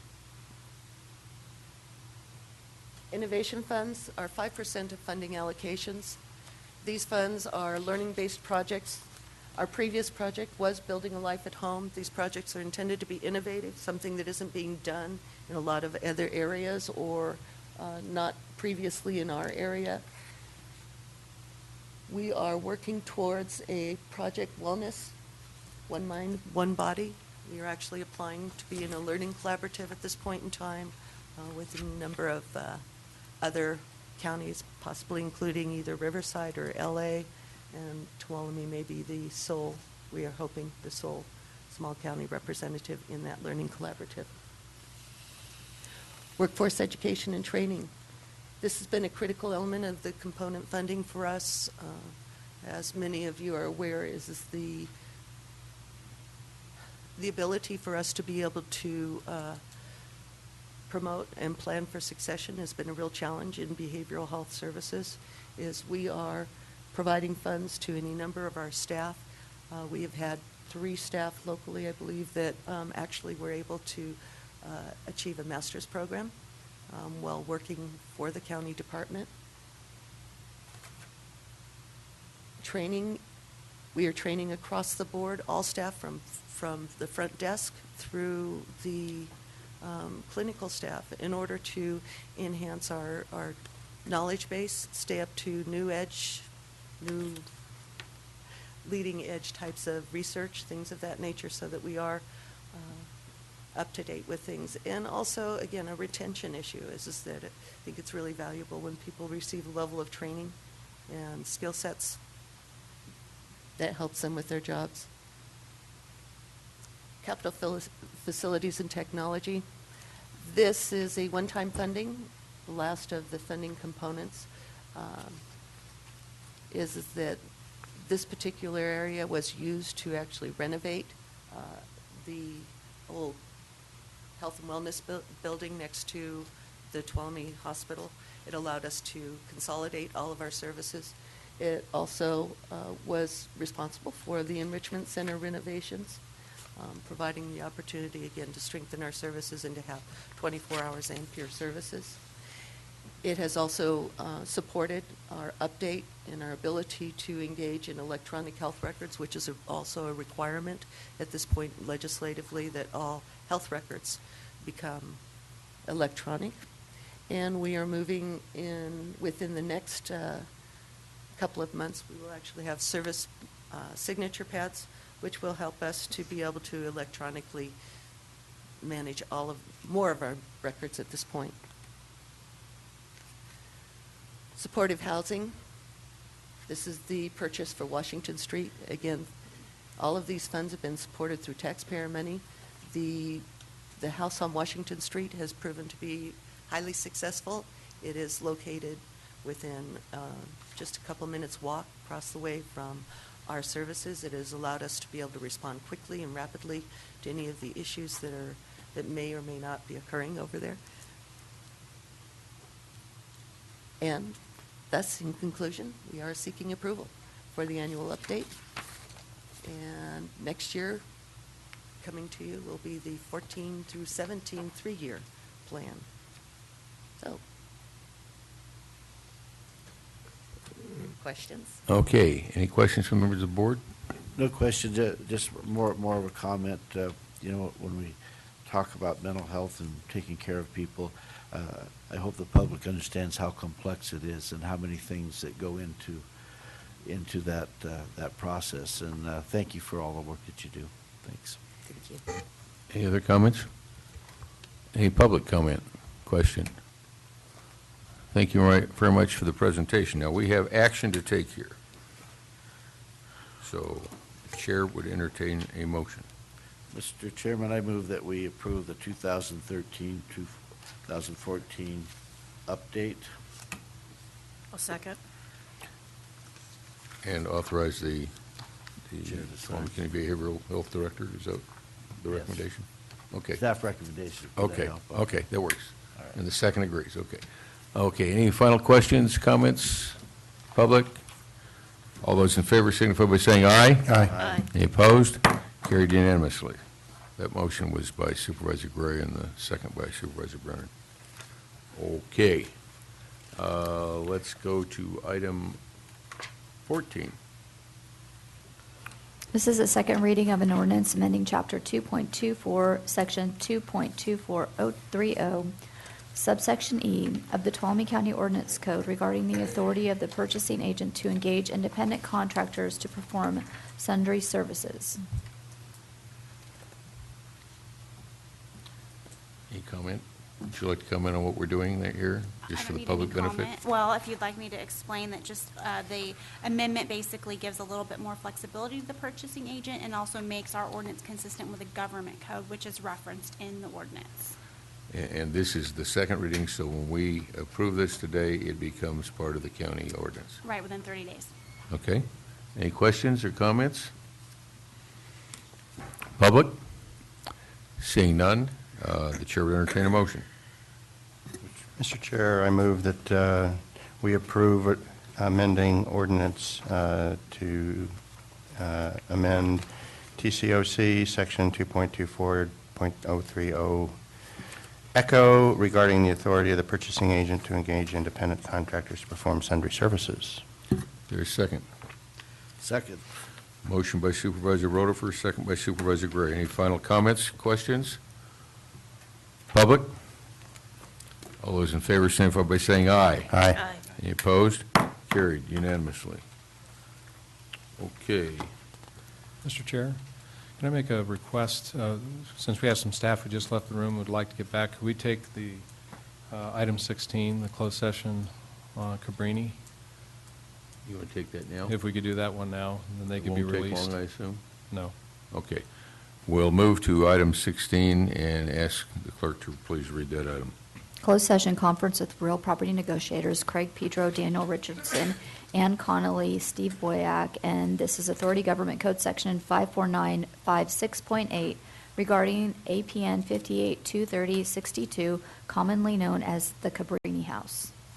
Okay, we will then recess to closed session, returning at 11 o'clock for our 11 o'clock appointment. Okay? Thank you.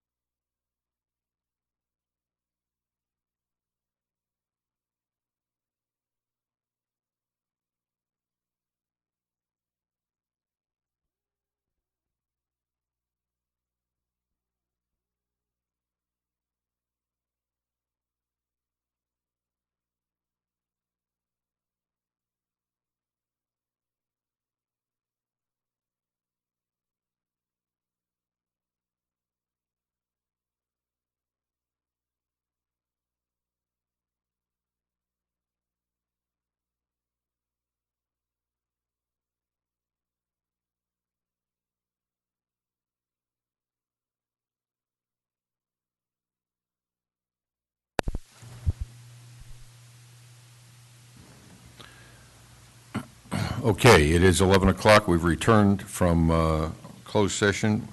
Item 16, we have nothing to report out on that item. We do have an 11 o'clock appointment. I'd like you to read that if you would, please. Consideration of approving the third amendment to the contract for sales of real property between Tuolumne County and Yosemite Gardens Park, Inc. for property commonly known as the Jamestown Mine. Okay. I understand we have some additional information and resources coming. Yes, Mr. Pete Campa from Tuolumne Utility District is on his way, and he'd like to speak to the issue, and spoken with Mr. Estelle, and he's willing to defer this discussion until Mr. Campa can be present. Okay, if that's okay with you, Mr. Estelle, we'll postpone it when he arrives. We'll take it up as quickly as we can in the course of the agenda. Thank you very much. Appreciate that. Okay, we did item 14. We're at 15. We'll just do reports. Let's see, where do we start? Reports. How about you, Madam Clerk? Would you like to report? I have nothing to report, thank you. I think everybody else does. County Council. On August 28th and 29th, Chris Schmidt attended a labor and employment law conference in San Francisco, and it was specifically focused on arbitrator decisions and employee discipline. We also learned today that in a lawsuit entitled Ennis versus County, it was a personal injury lawsuit involving a situation that occurred outside of the jail. We prevailed at the trial court level, so it disposes of the matter unless there is an appeal. Carlin was on vacation. We're happy to have her back. She's got nothing to report except for the large amount of seafood she ate. And then... Did she have any reaction to that seafood? Not that I know of. Okay. And then last week, August 28th and 29th, I spent a great deal of time in a court trial revolving around a child welfare case. This Friday, our office will be sort of closed to the public because we are going to be working on our retention schedule. So we're having a work session that day. Next week, next Wednesday through Friday, I will be at an annual county council conference. And then tomorrow evening, the attorneys will be preparing today, but we're going to meet with the grand jury. We are one of their attorneys, so we're going to do an overview of our office and then answer any questions that they have. And that's all I have to report. Any questions? Ms. Brunn? So, the whirlwind of the last 2 weeks, whirlwind of the last 2 weeks, I would report that beginning August 24th through the present time, I have been attending the Tuolumne County OES meetings, both when they were held at 11 o'clock and 6:30, and now since they've been backed off to once a day. I was at the Red Cross evacuation site a number of times and served food at the barbecue appreciation for emergency responders. And want to acknowledge, we had some information from County Council that at a number of these events, all of us were present. So that being said, I just have to make a very brief acknowledgement. I know that we are going to do it we need to do this in a very public way, but over the last 2 weeks, watching our county employees and our volunteers, and this gets really, really emotional because we have seen them operate as one team with one goal, and that was to help the residents of Tuolumne County. And we have so many residents that were devastated. Our county staff, our employees, our volunteers, there are not words to thank them. The gratitude and appreciation that we need to share for the job that they did. They are the best of the best. We all know that going forward, the recovery effort is going to be monumental, and we are going to be expecting the same from them. And I know they're going to deliver. I know they're going to deliver on every front to help.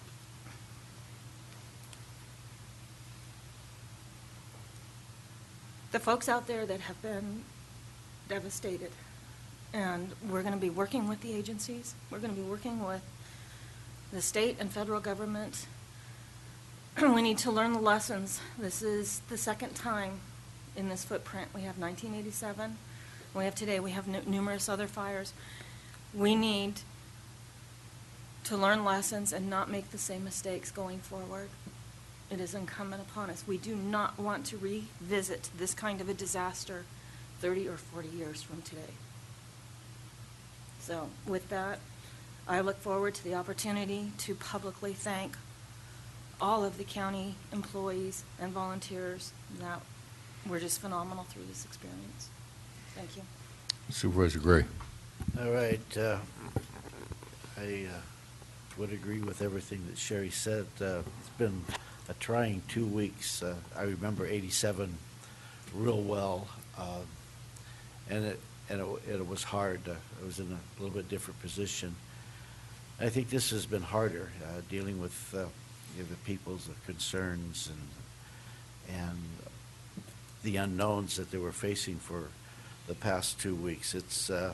I'm sure it's been a little trying on everybody and staff especially, because they've really put it in.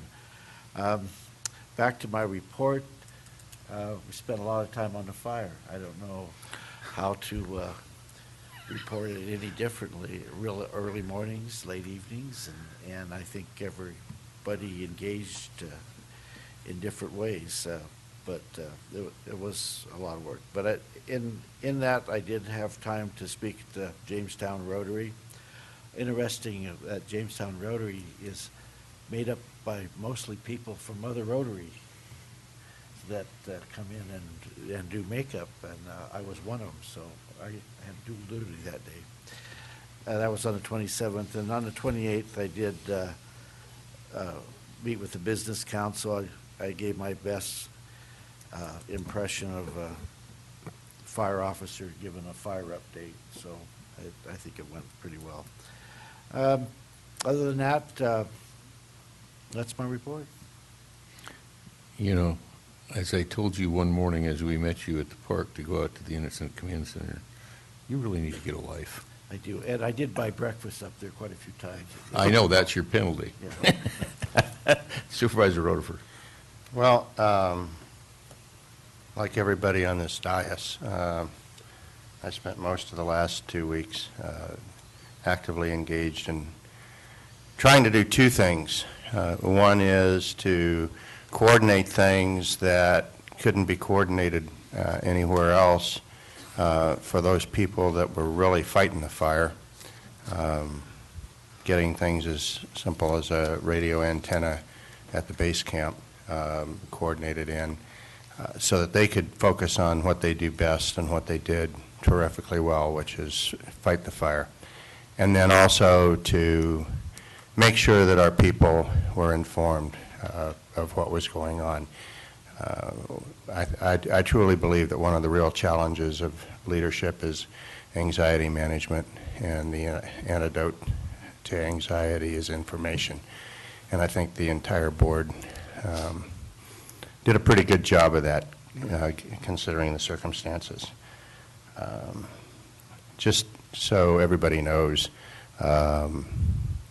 if you go up to the incident command post from this part of the county anyway, it involves getting up at 3:30 in the morning so you can meet our CAO, Mr. Pedro, for a 4:30 departure for a 6 o'clock briefing up there, and it involves driving through literally moonscape to get to the ICP. They were overrun by the fire. They spent a couple of days playing defense up there, which was another story in and of itself. My activities also included, like Supervisor Brennan and everybody else here, was attending both of the EOC meetings. Every day, I tried to make, I failed on some days, but I tried to make 2 visits, one in the morning, one in the evening, to the evacuation shelter, just let people know that we're evacuated, what was going on, what to expect in the future, what the current status of the fire was. Again, just trying to pass out information that was accurate. And on top of that, I managed on the 23rd to meet with Mr. Semning and Mr. Koff to discuss their way forward on the proposal over by Union Hill and Parrott's Ferry. I also managed to take some time off to get a boat tour of Lake Tulloch with the Tri-Dam board and senior staff of that project, along with Supervisor Debbie Ponte from Calaveras County. And I also attended the picnic, although I did more eating than serving. I did serve, but it was a wonderful tri-tip, and nobody's mentioned that Harris Ranch down in the valley, how many pounds of tri-tip was it? Was it 300? 600? Whatever. Several hundred pounds of very delicious tri-tip in support of our firefighters. And I think Costco brought a truck too. Pardon me? Costco sent a truck up. Yeah, in Costco. I'd also like to, since I spent a lot of time over at the evacuation shelter, I'd like to thank the Lions for doing the cooking over there and a lot of the food service, not just for the shelter, but it was also for our EOC as well. And the EOC staff there, 3 meals a day. So a lot of free food for those of us that were falling asleep in our seats. I mean, not quite. I also had an opportunity on the 31st to attend an open house in Jamestown for one of our newest local businesses, Inner Sanctum Cellars. Their tasting room is open for business now, and I just thought I'd plug that. And then on the 1st, I did attend the American Legion breakfast, talk to some constituents again, helping them understand a little bit of what was going on in the fire, as well as having breakfast. So again, I can't, I went to almost every either ICP meeting or base camp meeting in Tuolumne every day. I went to one of them.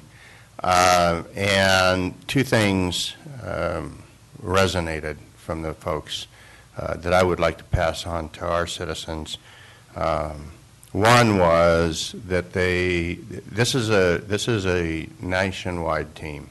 The blue team came from the southeast United States. They fight fires like this all over the United States.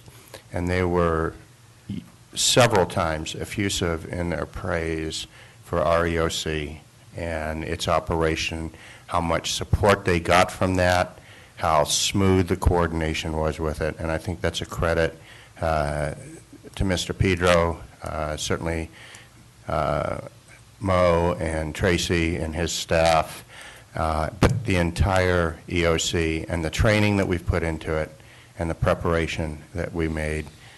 We were ready to go, and I think we did very well. The other thing is the widespread and depth of support, of appreciation for the support for the responders, law enforcement, fire, everybody, that our community, the outpouring of support for them. I have no idea how many impromptu barbecues, those guys, as hard as they're working, and they are working tremendously hard, they've got to have gained about 5 pounds while they've been here. Our community has just been wonderful, and I would like to thank them for that. It made their job easier, and certainly it made our job easier. So with that said, thank you. Supervisor Royce. Sure, I'll just make it quick. Like all of you, I've focused a lot of time on the fire over the last several weeks. It's been an incredible experience, learning experience, and maturing experience for me, because I've never really had to directly deal with something like that before. And I would agree with all of the comments that have been made regarding the incredible efforts that have been put forth both by the community and all the people working on the fire. I also wanted to thank publicly the governor and his office for their efforts and for their involvement and showing up. Meant a lot. It was a good opportunity to meet representatives from his office and the Office of Emergency Services, who I am optimistic that they will be a good partner in dealing with the aftermath of this fire. And as has been stated several times today, it's going to be a big mess to clean up, and we need to make sure it doesn't happen again. And it's difficult to know exactly how we're going to do that, but it's imperative that we do. So, thank you. Okay. Rutherford, you always can. I forgot one of the very important kudos, if you will. And I know Supervisor Hanveld will mention it as well. But our congressman, our previous congressman, and both of our representatives in the state legislature have been here. They have been involved. Their staff has been here more than once. And they are looking after us, and they are looking forward to opportunities that they can make to help us recover from this. Thank you. Okay. Mr. Pedro. Yeah, I'm glad Joe Silva mentioned the other stuff going on behind the scenes, because rightfully, the attention should be on our firefighting folks and our law enforcement, folks, and I'm glad the board was able to recognize some of that this morning. But some could say, well, where were your local, leaders in all this? And a couple of comments on that real quick is we knew from experience, and given the magnitude of this emergency, that the county needed to be very careful to speak with one voice when it came to fire information, and that was coming through the incident management team.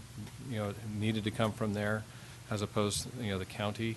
And we also needed to speak with one voice when it came to evacuation advisories and orders and road closures, and that came through our sheriff's department. And if we did anything other than that, we could have really had a problem. It was talked about miscommunications and misinformation out there, and so we were using those mechanisms to be the main points of getting that information out. But just to give the folks, I'm just going to read some organizations. Were your local officials and organizations involved? They absolutely were. So just reading off some of the agencies that were represented at different times in the EOC: American Red Cross, Animal Control, Area 12 Agency on Aging, the Auditor Controller's Office, Big Oak Flats School District, of course, members of the Blue Team that were here, the Board of Supervisors in spades, CAL FIRE in spades, State OES, FEMA were involved, Caltrans, Catholic Charities, our Economic Development Director was in there, CHP, Bellevue, Columbia Bellevue School District, Columbia College, as mentioned, our congressional delegation and prior and current, as well as we've had representatives from Senate staff that were present at different times. our community resource agency, both from roads, our geographic information folks providing mapping and populations that assisted with evacuations.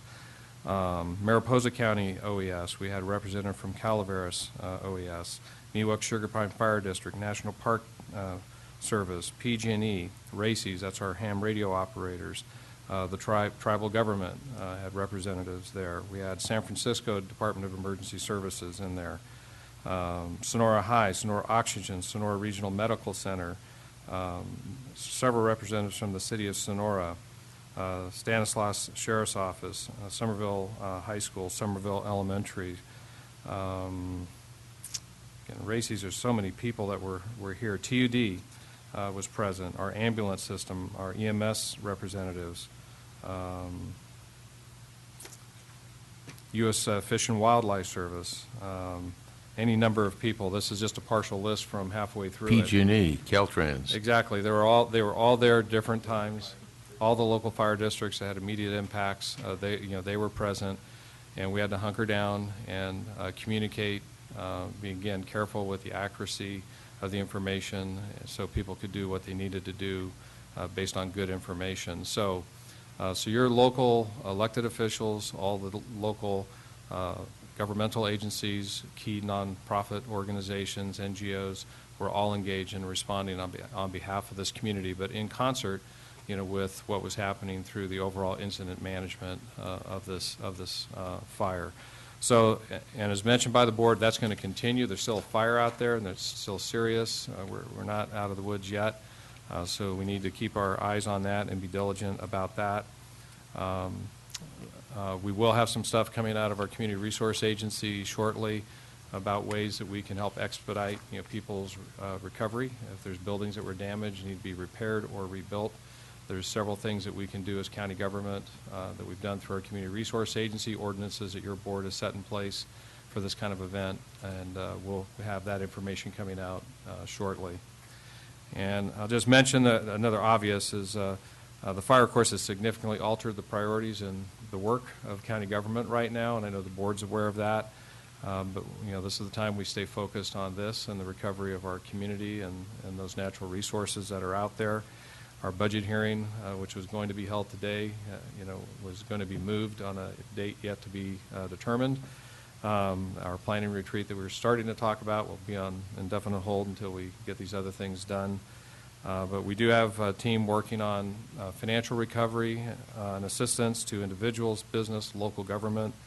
And we're well on the way to that. As soon as we have some things in hand, we will set some community meetings to get that information out. That's in the very near term.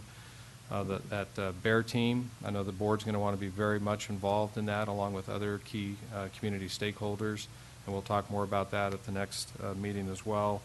And it certainly does open the door, something that your board has been very vocal about, some of these longer-term policies and procedures to try and do a better job of having truly healthy, forest practices, so we don't have these catastrophic events moving forward. So from the very near term to the coming weeks and months, to longer term, those are things that we'll be bringing back to your board. I know those are things that you'd want us doing.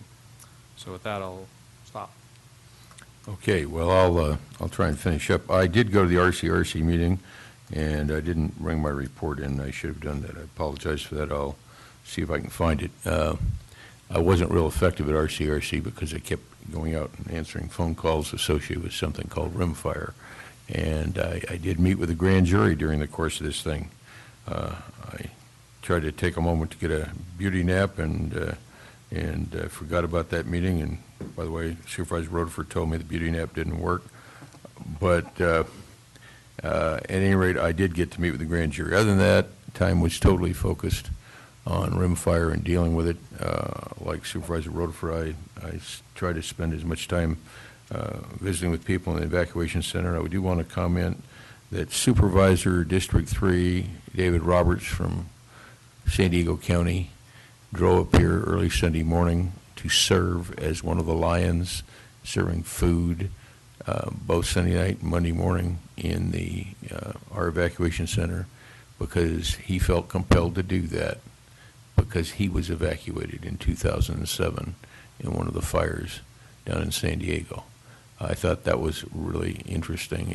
It's typical of the outreach that occurs here. I met firefighters from Alaska, New Mexico, Montana, all over, and last night, on my way home, I said hello to some firefighters, and I said, "Where are you from?" And then as the guy turned around, I saw his shirt said, "Rapid City." And I said, "Whoa, you guys are a long way from home." He says, "We're about to time out." And I think that's tomorrow morning. And I said, "So, are you know, what do you do?" He says, "We're going to drive 24 hours home." I said, unbelievable.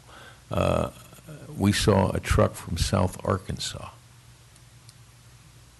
These are fire trucks. They came all this way. I heard at one point 56 of the 58 counties in California were here. But I know in one case, one of the counties that I don't think had a fire truck here had moved down the mountain from where they are to help protect the community so they could send people here. So they were involved. There were people from Atwater up here helping deal with horses for us. There were people from all over. There's a human interest story here that is unbelievable. I want to comment that also the Park Service was deeply involved in this. San Francisco and Hetch Hetchy were involved in this. I found my mornings being getting up, meeting Craig down here, and leaving and going out to the incident command post, and every one of the supervisors went out there at least once. John Gray was out there a lot, and we'd meet him at the park and go out there, and that's why I said get a life. And we took other important people out there, and all to Supervisor Roder's comment, all of the political leaders associated with our county virtually were actively engaged throughout the thing and continue to remain actively engaged.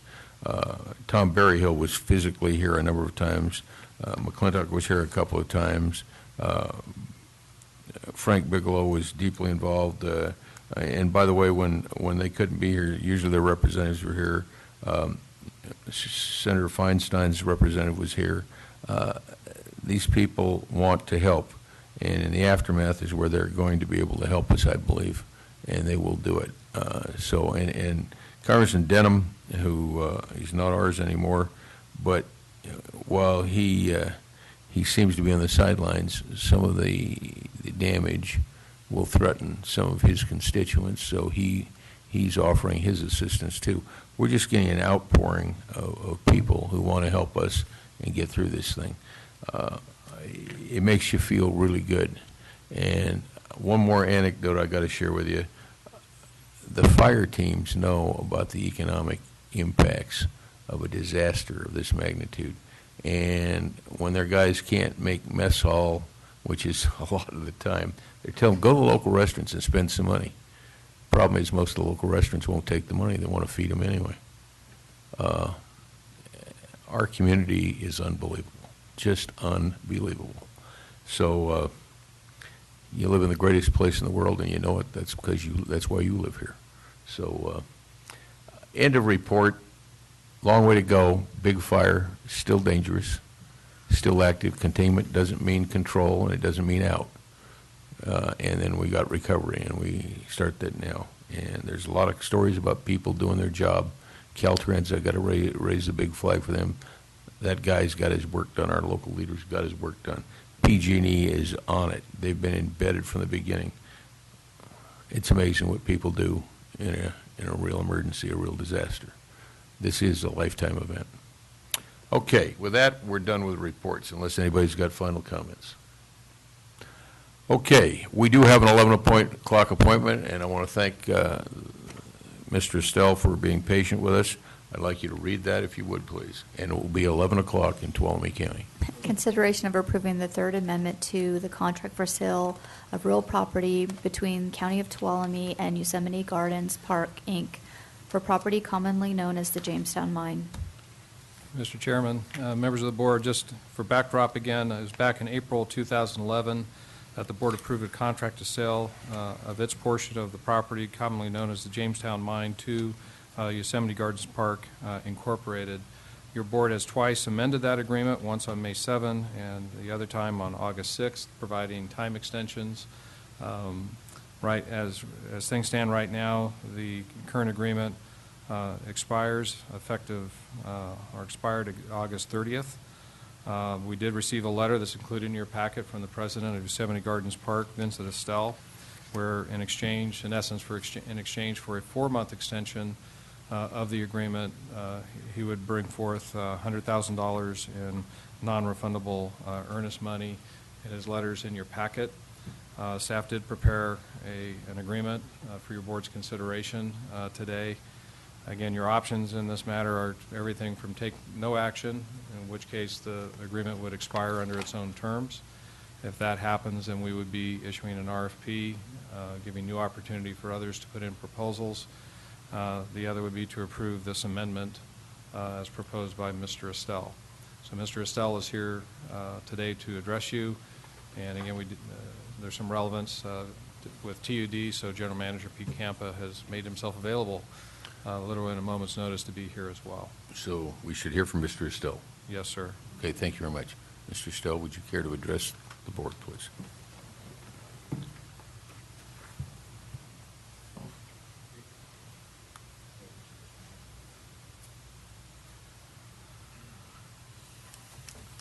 Well, firstly, Mr. Estelle, it's just for formality, but would you state your name, please? yes, Vincent Estelle, Yosemite Gardens Park. And may I speak now? Please. Is that adequate? It's just a formality, so that it goes on the record. No, I'm sorry. I should know that by now, but We all forget. But in the meantime, my mind has been on all of the things you fellows were covering in this last 15 minutes. And as a neighboring community where I live in Modesto, I'm speaking for the community that I live in, but I feel like I'm a part of this community because I've spent so much time and energy on this project. And I want to say, I'm just grateful. I'm grateful that you people put yourselves on the line and done whatever you can to help this effort in controlling this fire. And I sincerely say that from my heart. So, thank you. So in the meantime, yesterday afternoon, I'm going to make this short and sweet, I stood almost 6 feet tall. Right now, I'm probably 2 feet shorter.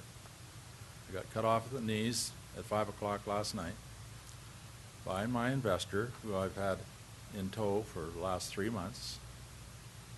And they put the brakes on, said, we're not willing to move forward with the $100,000 deposit, as you've declared.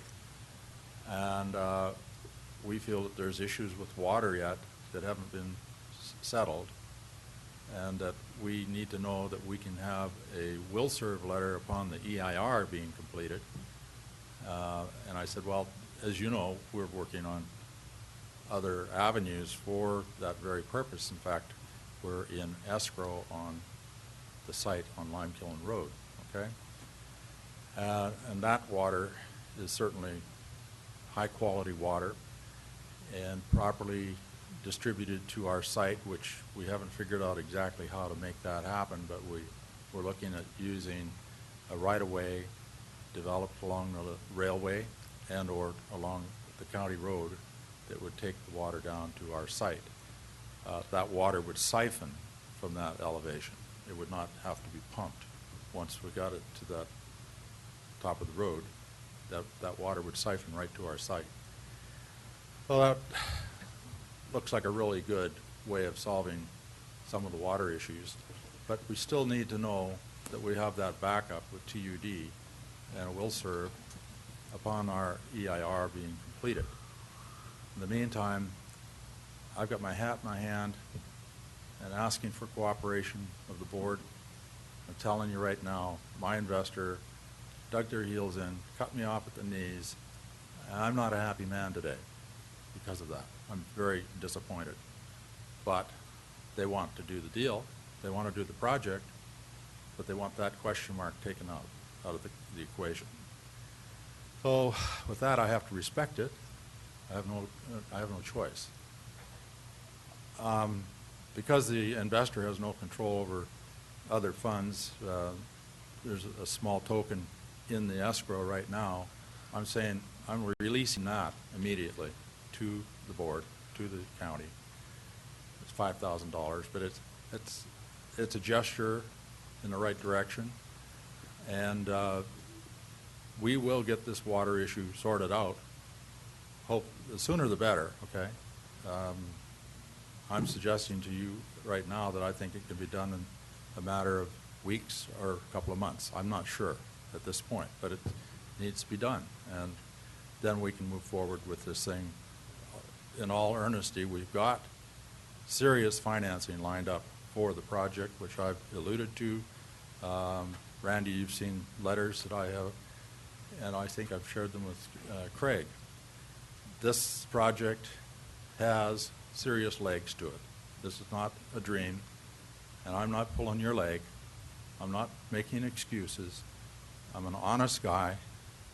I'm not smart enough to lie because I can't remember. So I just say it the way it is. So that's the way it is. I ask for your cooperation. The project's worthy, and it'll provide huge returns to the county and employ several thousand people full-time, and it's not a project that's driven by a commodity that's going to be going up and down in the marketplace. It's tourism, it's family, it's long-term. I don't have a whole lot more to say. Ask me some questions. Okay. Should we hear from Mr. Tampa? Can we hear from you on this subject? Either one. I'm easy. Pete Campa, General Manager, Tuolumne Utilities District, and Mr. Estelle, I don't mean to replace you at the podium here, but I think I can speak to this issue from the perspective of just our normal operation. This is nothing different than you see in our response to any project that's brought before your board and carried through by your staff through environmental review. There's absolutely no different at this point, especially because it's still subject to environmental review, which is where you deal with all of the final issues related to water supply. Where's it coming from? How do you get it there? How big of a pipeline? Is it open? Is it a pipe? Is it treated? Where is it treated? Where's the irrigation water come from? All of those things are detailed adequately in the EIR and all the appropriate mitigation put in there.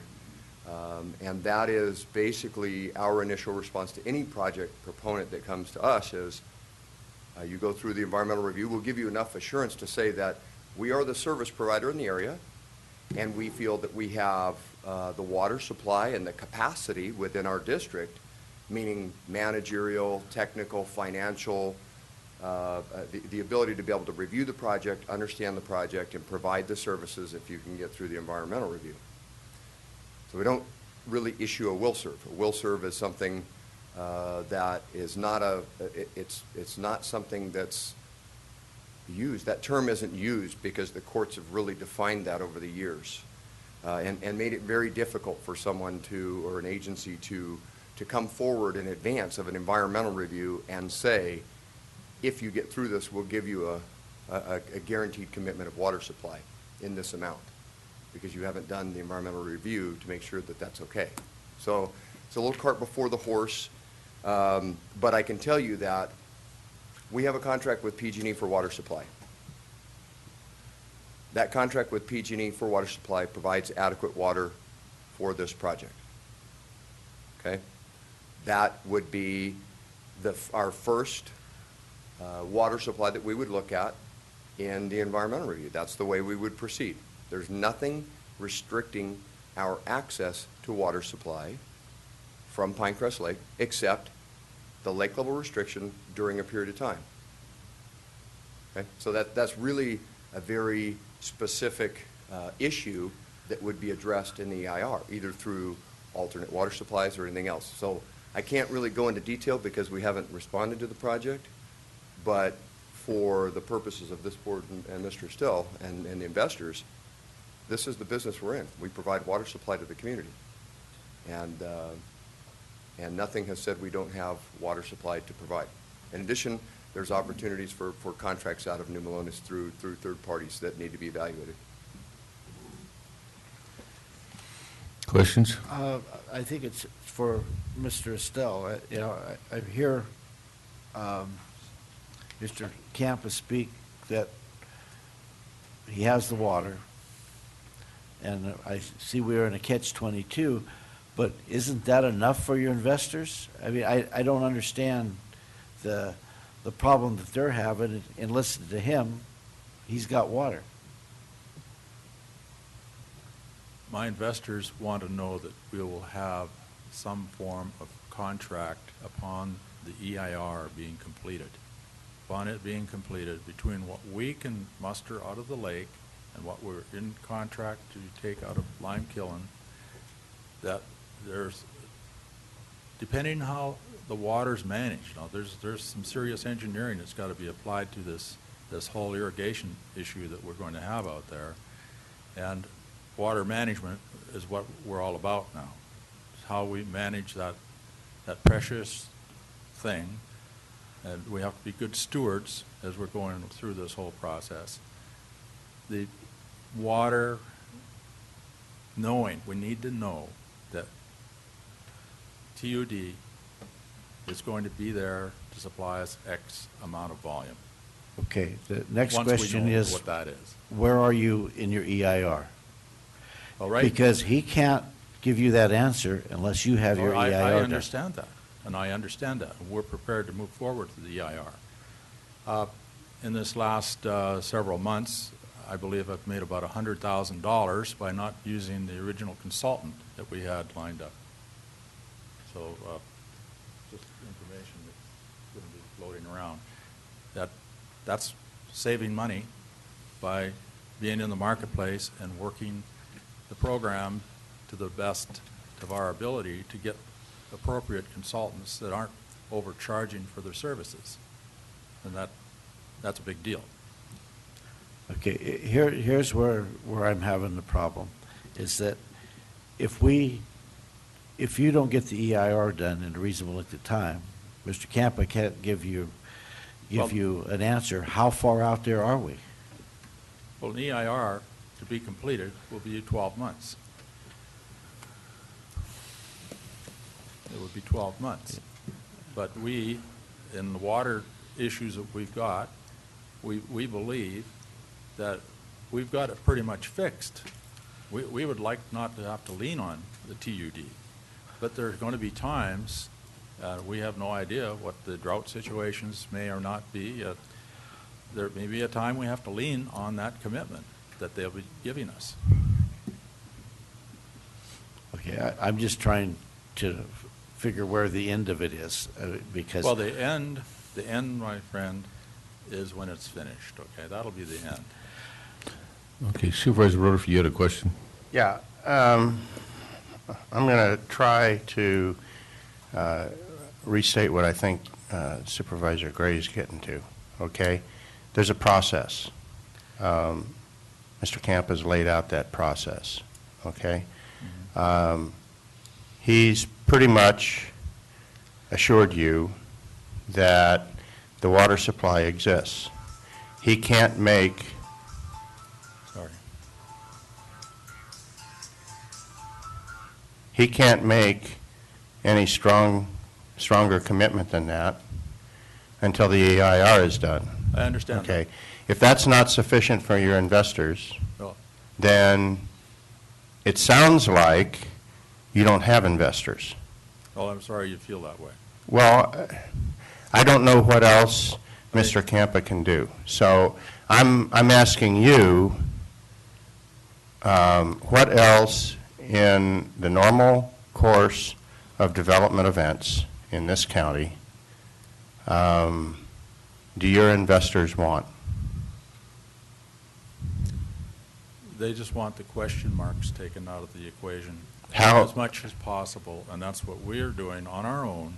Well- Securing additional water off of private land. Here's my personal belief from what I've heard here today, and that is that Mr. Campa has done that. He has taken the question marks off to the extent that he can. That's just what you said. I believe it was your exact words, as much as possible. So where's the disconnect with your investors? When I have all of the answers spelled out on a piece of paper and signed off, the investor steps up. The investor's been with me for the last 3 months, but that's just a small amount of this project. We're talking about a $300 million plus project. And I have letters for that money, sir. I do have it. You're asking me if I've got investors? I do. Okay. And my point is, it may be a small aspect of this project, but it is a it's a game ender, okay? Because I don't know if you're looking for this board to try and impose on TUD some requirement that is outside their normal way of doing business. I don't know how we do that. I am not looking for you to do that. I'm here to ask for cooperation to give us enough time, which is not much.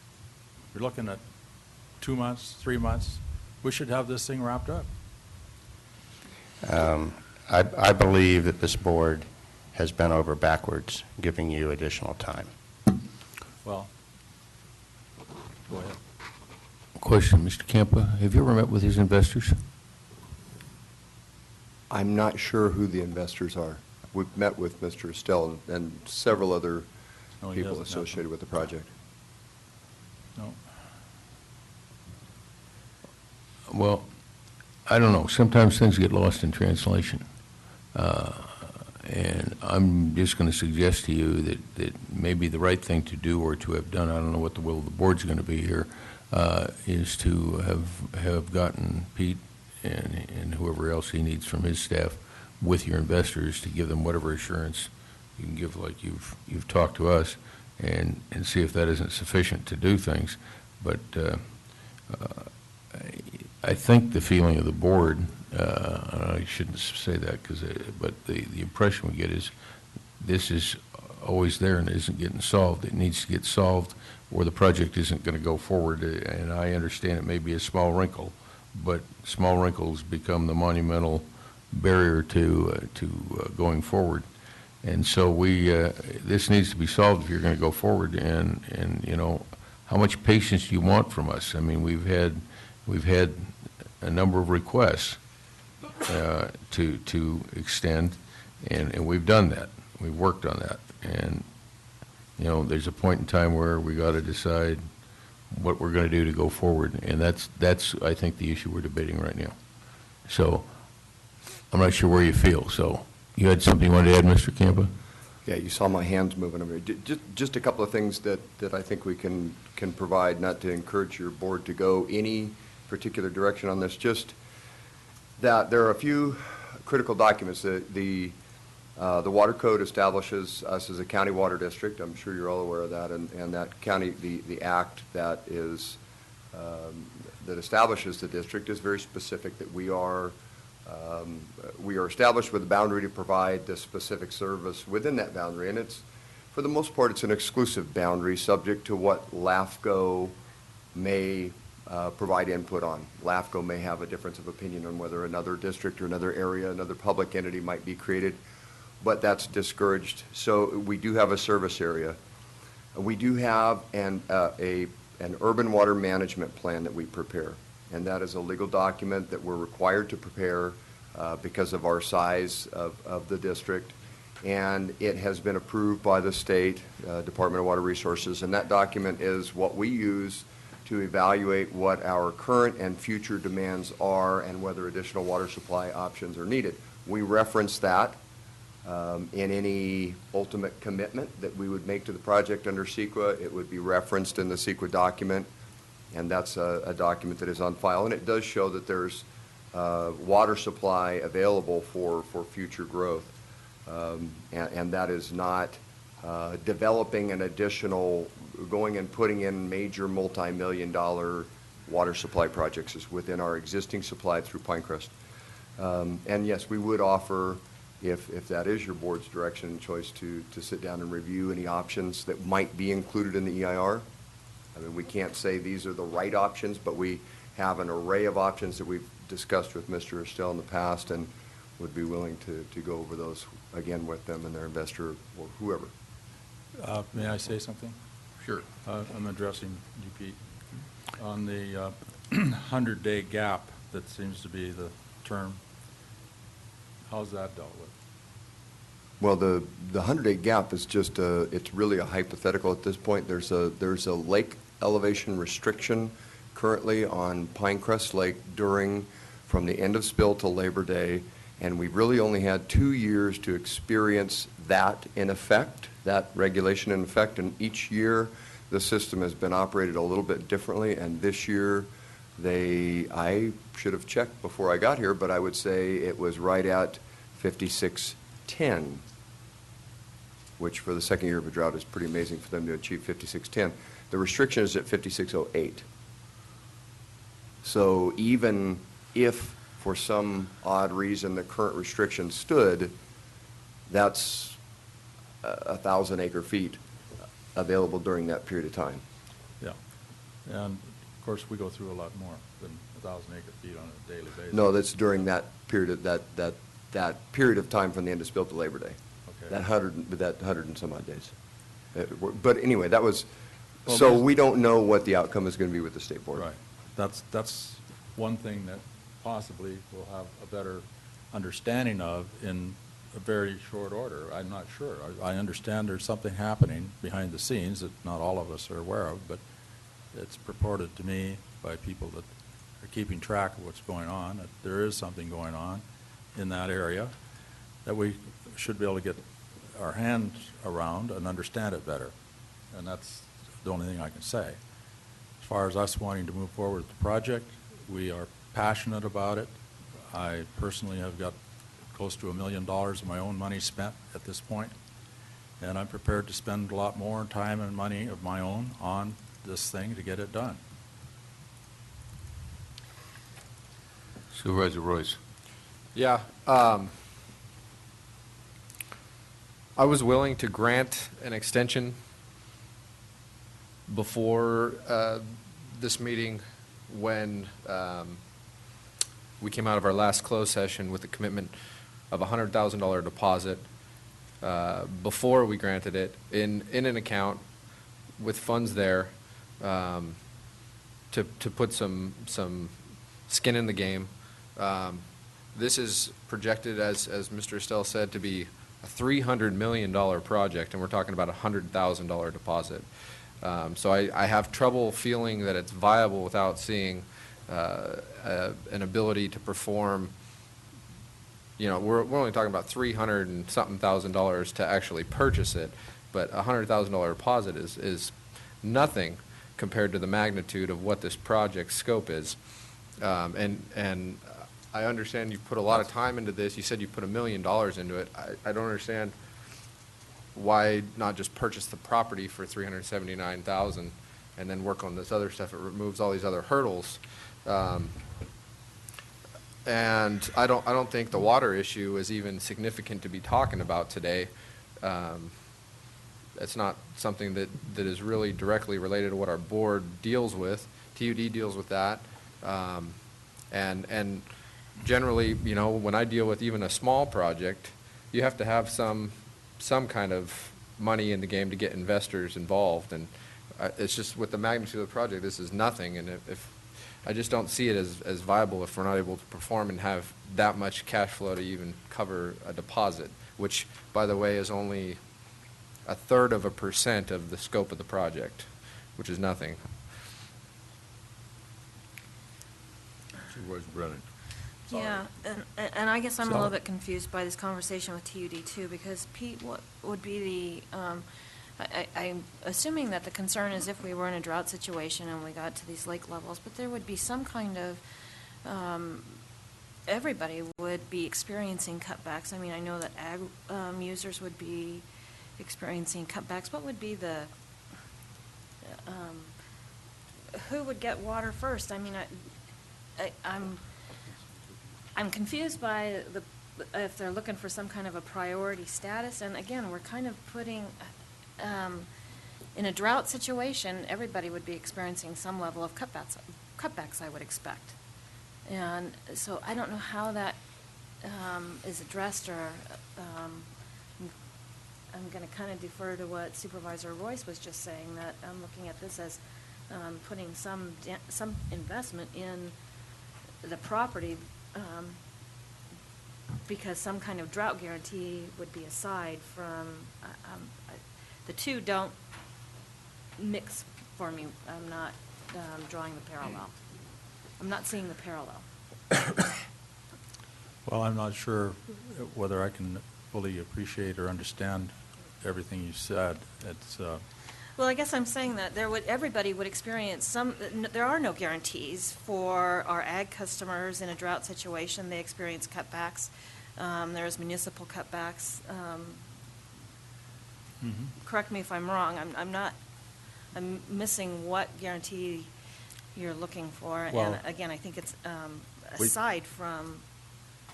At this point, with what we know about our water consumption for the project, which is significant,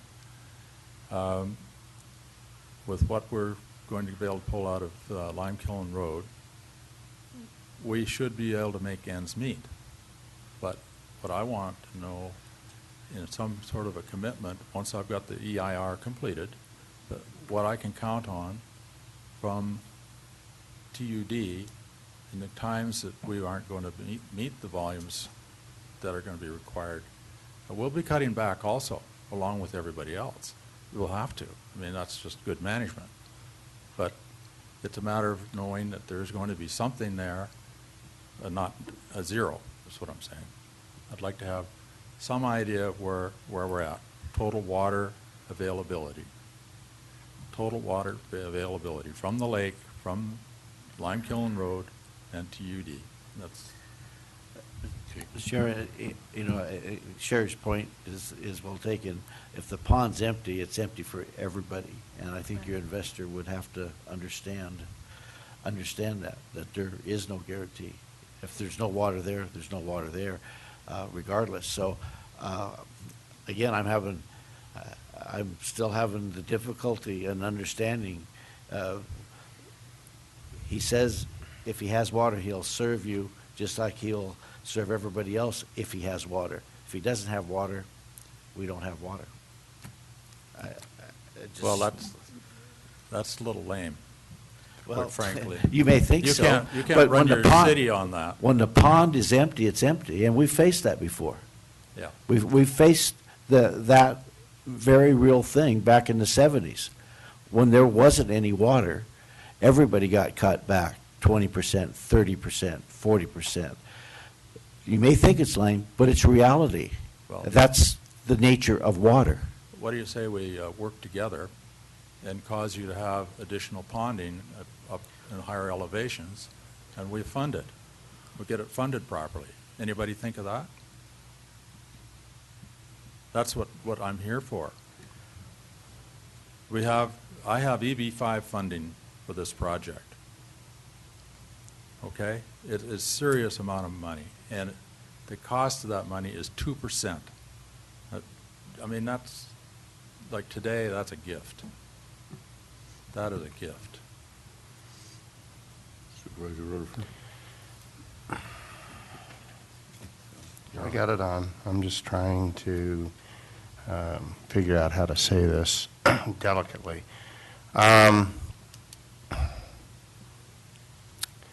This is a request for a third extension. Am I correct? Yes. Okay. I guess my question is, this is such a item of concern, and you have some bright ideas for us. Where are those? Where have those been over the time through the first two extensions? And it goes to an unanswerable question, I believe, and that is, how many extensions do you really expect to get? Because this board has been very clear that this extension that was last granted was the last extension that we were willing to make. I have to tell you that I have been a very strong, very vocal supporter of your project. But I am not willing to enter into an endless stream of extensions that all are considered to be the last extension. We have been there, and I think that that was clearly articulated to you in the past, and I'm very disappointed that you're here asking us for yet another extension. I'm disappointed more than you are. More than you are. You think this is easy for me to stand here and share with you my problem with what happened? Well, I think As of 5 o'clock last night? I think you should have been working your investors differently. Oh. But I just have, I'm sorry, I cannot support an endless stream of requests for extensions. Well, I'm not asking for an endless stream of extensions. I'm not. The last one you asked for was supposed to be the last one, sir. That's correct. So I'm asking for your cooperation to work with us on a, if necessary, on a 30-day basis.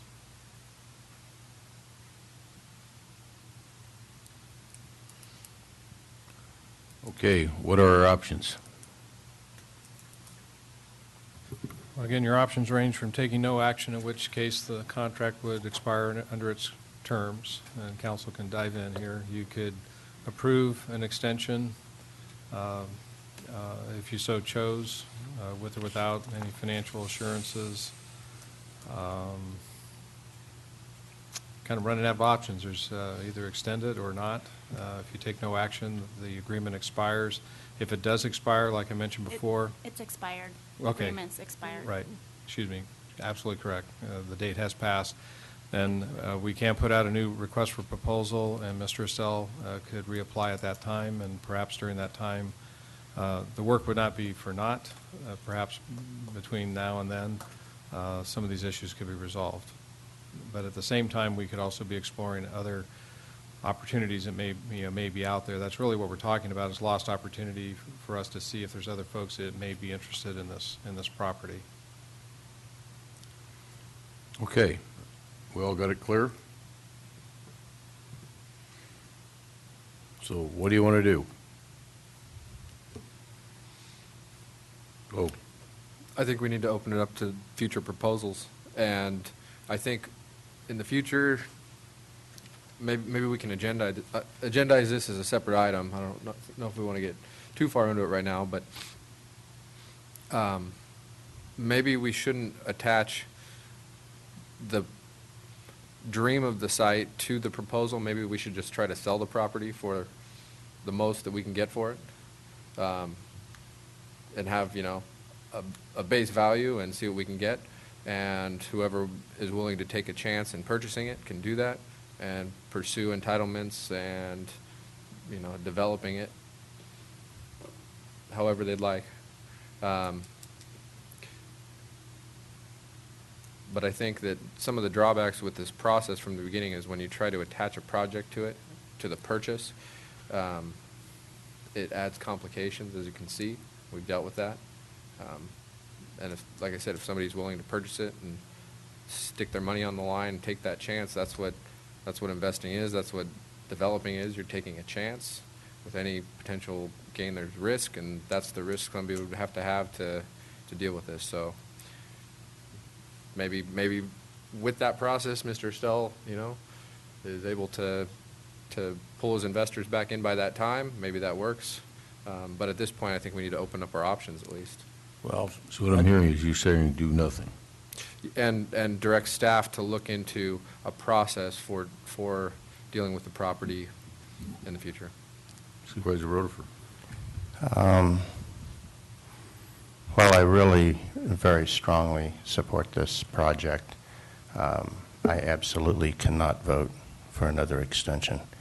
And I believe that we need to direct staff to put out an RFP for the sale of the property, as per the direction from the last vote on the last extension. May I speak? I'm just checking for comments from other members of the board if they got any. You know, at the last meeting, I did make the statement that it was going to be my last time I would extend this. After receiving the information from Mr. Estelle about offering to put money up front, I believe I had my mind changed. And now I'm sitting here without that offer in front of us. So I have to go back to what I said. There's nothing that's going to tell me that we're going to move forward with this. I believe we're going to be in the same place 3 months from now, 4 months from now, 5 months from now. If you had the $100,000 check with you today, I think I could have had my mind changed. But as it stands right now, I'm where I was when we last voted on this. Nothing to say. Okay. I'm going to give you your last shot. Well, I think if you're going down that road as you seem to be doing, I can see it in your eyes and most of your faces, you're short-selling the opportunity to create something that will be really valuable to this county for the future. There isn't anything that would even come close to this project in the form of an industrial park, which you've already got industrial parks that are shovel-ready. There's inventory out there. If somebody wanted to do a warehouse or multiple, there's stuff in place right now. This site, you can only build on a small part of it. The tailing pond, you can't build on it. That isn't something you can build on. The water board won't allow you to do that. It's got a 2-foot clay cap on it, and you can't penetrate that. That particular piece of land will be settling for another 50 years. So it's virtually useless unless you put a play field on it, which we intended to do. Okay? So there's the rock storage areas, which you can't build on either. But there is an area on this side of the rock storage area where we intended to put the RV park.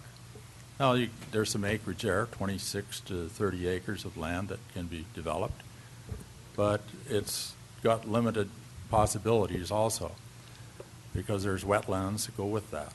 And we've thoroughly went through this thing in our work to bring it to where we're at right now. And when we created the plan for the project, as you've seen on the maps, we had looked at anything and everything on that site and used the property to its highest and best use.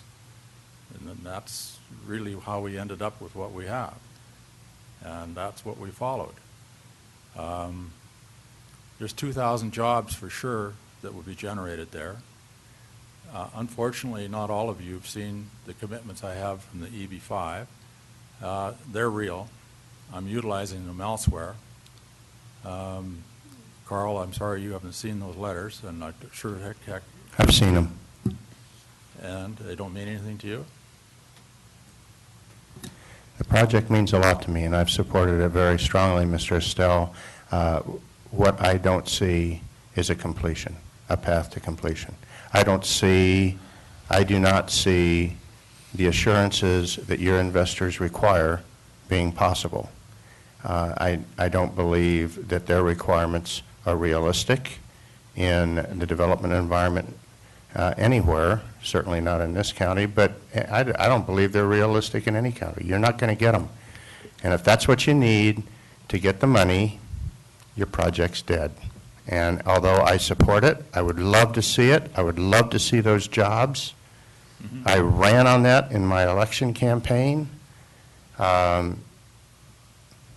You have not demonstrated the ability to put this project together and make it go. I'm sorry. I'll give you the last chance, then I'll make a comment. We'll see what board action will be. Well, unfortunately, no one here has really been in the trenches with me, and you have no idea the amount of sweat and blood that's gone into this thing to get it to where it's at.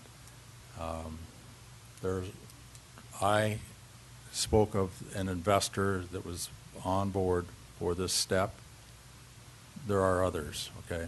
There are others.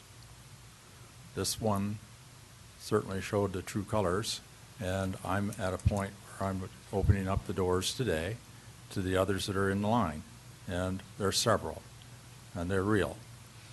This isn't the first time I've been involved in a project that required financing of serious consequence. It isn't the first round. There was a time when I did something that had to have 5 banks in Canada to support it, and it actually happened. Don't shake your head. You're very skeptic. I see that. Thank you. I don't have much to say right now because it's not very positive. Well, let me just say this.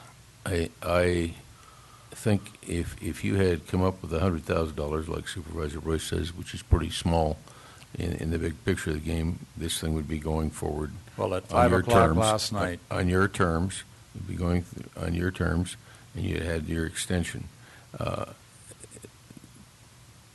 If we don't grant you what you're asking for, you still have an opportunity to come back and give us a proposal to continue. You've done all the work. It's not hard to do that. It's not a big expense to do that. But what did you say, skin in the game? I think that's what we're looking for. How much skin do you want? $100,000.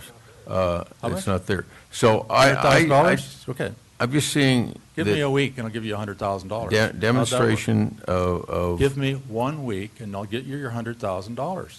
I mean, I got cut off at 5 o'clock last night. Excuse me, Mr. Pedro, when was the check due? We originally discussed October 28th, and then we discussed having it here before the board as a. But the original extension that we approved was when?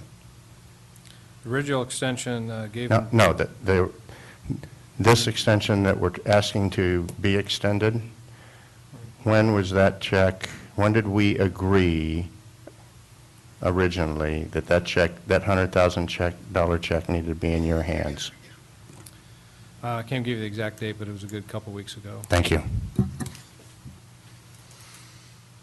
Okay. So the chair will entertain a motion on this subject, one way or the other.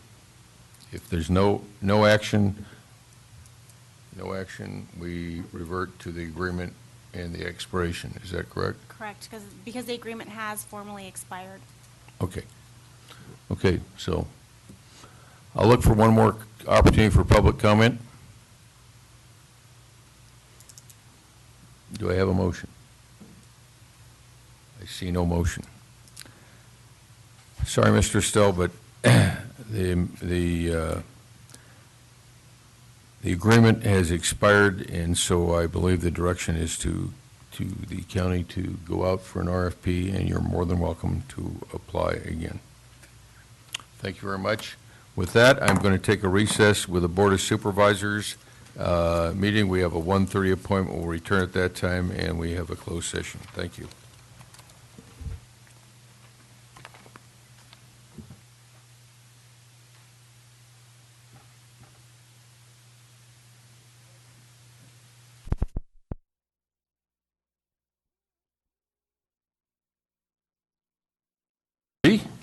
We will reconvene the meeting of the Board of Supervisors. We have a 1:30 appointment. And would you read that, please? Public hearing to consider Sanguinetti, Underwood, Hubner, Tedeschi, Osborne, Golden State Surveying and Engineering, and it's a special ordinance amending Section 1706020 of the Tuolumne County Ordinance Code. Ms. Shane, please. Good afternoon, Mr. Chairman, members of the board. I'm Bev Shane, Community Resources Director. In 1990, the Board of Supervisors approved Ordinance 1806 to rezone portions of the 281.4 acre project site, 838.4 acre project site to A20 and open space to allow a land division project. The board also approved tentative parcel map 90T-50 to create 25 parcels on the project site. The map was never recorded, and the property has since been sold, and the new owners found out recently that there was a lot of open space on the property that they purchased. They came and talked to us, and we explained that the open space was a mitigation measure for potential impacts from the rezoning to A20 and also to for the land division.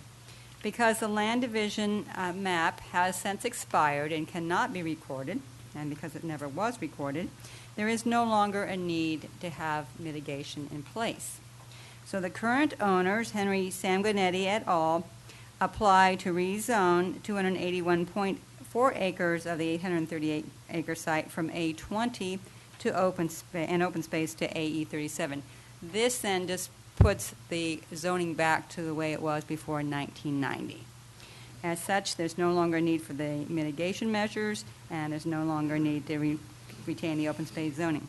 The project site is located along Highway 49-120 in Chinese Camp, and the Tuolumne County Planning Commission did review this project at a public hearing on August 21st, and after hearing from Mr. Osborne, the applicant's representative, and hearing no opposition, the Planning Commission recommended approval of this project by unanimous vote. Okay, any questions? Quite familiar with it. Quite familiar with it. Okay, no questions. I do have a question. And from just a procedural point of view, since so much time has elapsed and the map could no longer be recorded because whatever is expired, what happens? I mean, we apparently have to come back in and officially rezone it back? Yes, Why you do. wouldn't we just automatically revert from a procedural point of view? I mean, the map can't be defined. It's kind of in a limbo and neverland. The rezoning to open space was not just for the land division. It was also because the property was almost 300 acres were rezoned from AE37 to A20. So The zoning remains in place, but the Until map doesn't. That's right, because the Okay, maps that's expire clear then. by law on their own terms. Rezoning is a legislative action by your board that can only be changed through an ordinance. Okay. It just seems to me naturally that since they didn't make this thing happen, we might revert back. Now I understand. Okay, that's what was needed to be clear. Okay. Any public comment on this? Can you open the public hearing? Oh, I'm sorry. I'm Yes, sorry. it's a I'm public sorry. hearing. Got to do this right. We'll open the public hearing. Proponents is what I'm looking for. Proponent. Afternoon Supervisors, Chairman Handbelt. My name is Bob Osborne, Golden State, and represent Sanguinetti family et al. in their application to rezone from open space back to AE 37. Kind of caught several of us off guard that do this all the time, and I think probably because it was done so long ago that, you know, it was just kind of got missed. But anyway, the other thing I'd like to say is there's another part of the application which is to zone a small portion of the Sanguinetti family property to open space for a lot line adjustment with Dr. Frank Whitney. And that application came in, I don't know, maybe 2 months after the application to abolish the open space, probably 2 days before the Planning Commission meeting. And Adam Pazowski and Bev were able to work this in on short notice, save Dr. Whitney probably 8 to 12 weeks and a couple $1,000. So that was really a great thing to do. So any questions, I'm happy to answer. Questions? No questions, apparently. Anybody else like to speak in favor? Seeing none, would anybody like to speak in opposition? Well, in that case, I guess I can close the public hearing. Is that correct? There might be a neutral speaker. Oh, okay. Is there any neutral speakers? Seeing none, can I close the public hearing? Please do. Thank you. Close the public hearing. Okay. At this point, any final questions from the board? Mr. Landbaron? Yes, Mr. Chairman, I'd like to move for approval of the zone change RZ 13-006 based on findings A, B, C, and D. Second. Okay. I Oh, have was a I motion. supposed to let District 5 do that? No, it's Okay. fine. Motion by Supervisor Gray, a small dogfight over here with Royce and Rutherford, but we'll give it to Royce on this one, unless you guys want to go threefold. Second. Okay, got it. We need a little levity in light of everything else that's going on. Okay, any final questions or comments from the board? From the public? All those in favor signify by saying aye. Aye. Any opposed? Carried unanimously. Thank you very much.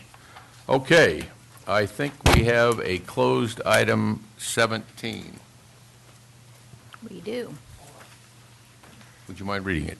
Closed session, conference with labor negotiators, Craig Pedro, Ann Fremd, Art Hardinger, Esquire, Authority Government Code Section 54957.6, all bargaining units. Do we expect to report out anything on this? We do not. Okay. Last item on the agenda, so we will recess to closed session. Public comment? Oh, sorry, any public comment? I don't see any public. Okay, we'll recess to closed session. It's a good thing we didn't have a meeting while she was gone, otherwise we would have messed it up. Mr. Avdal has had a relaxing vacation. Oh, no. I went on vacation with my children. It was fun. It was no way relaxing. Compared to what was going on here, you were relaxing. Yeah, that's for sure. Probably about the same. Oh,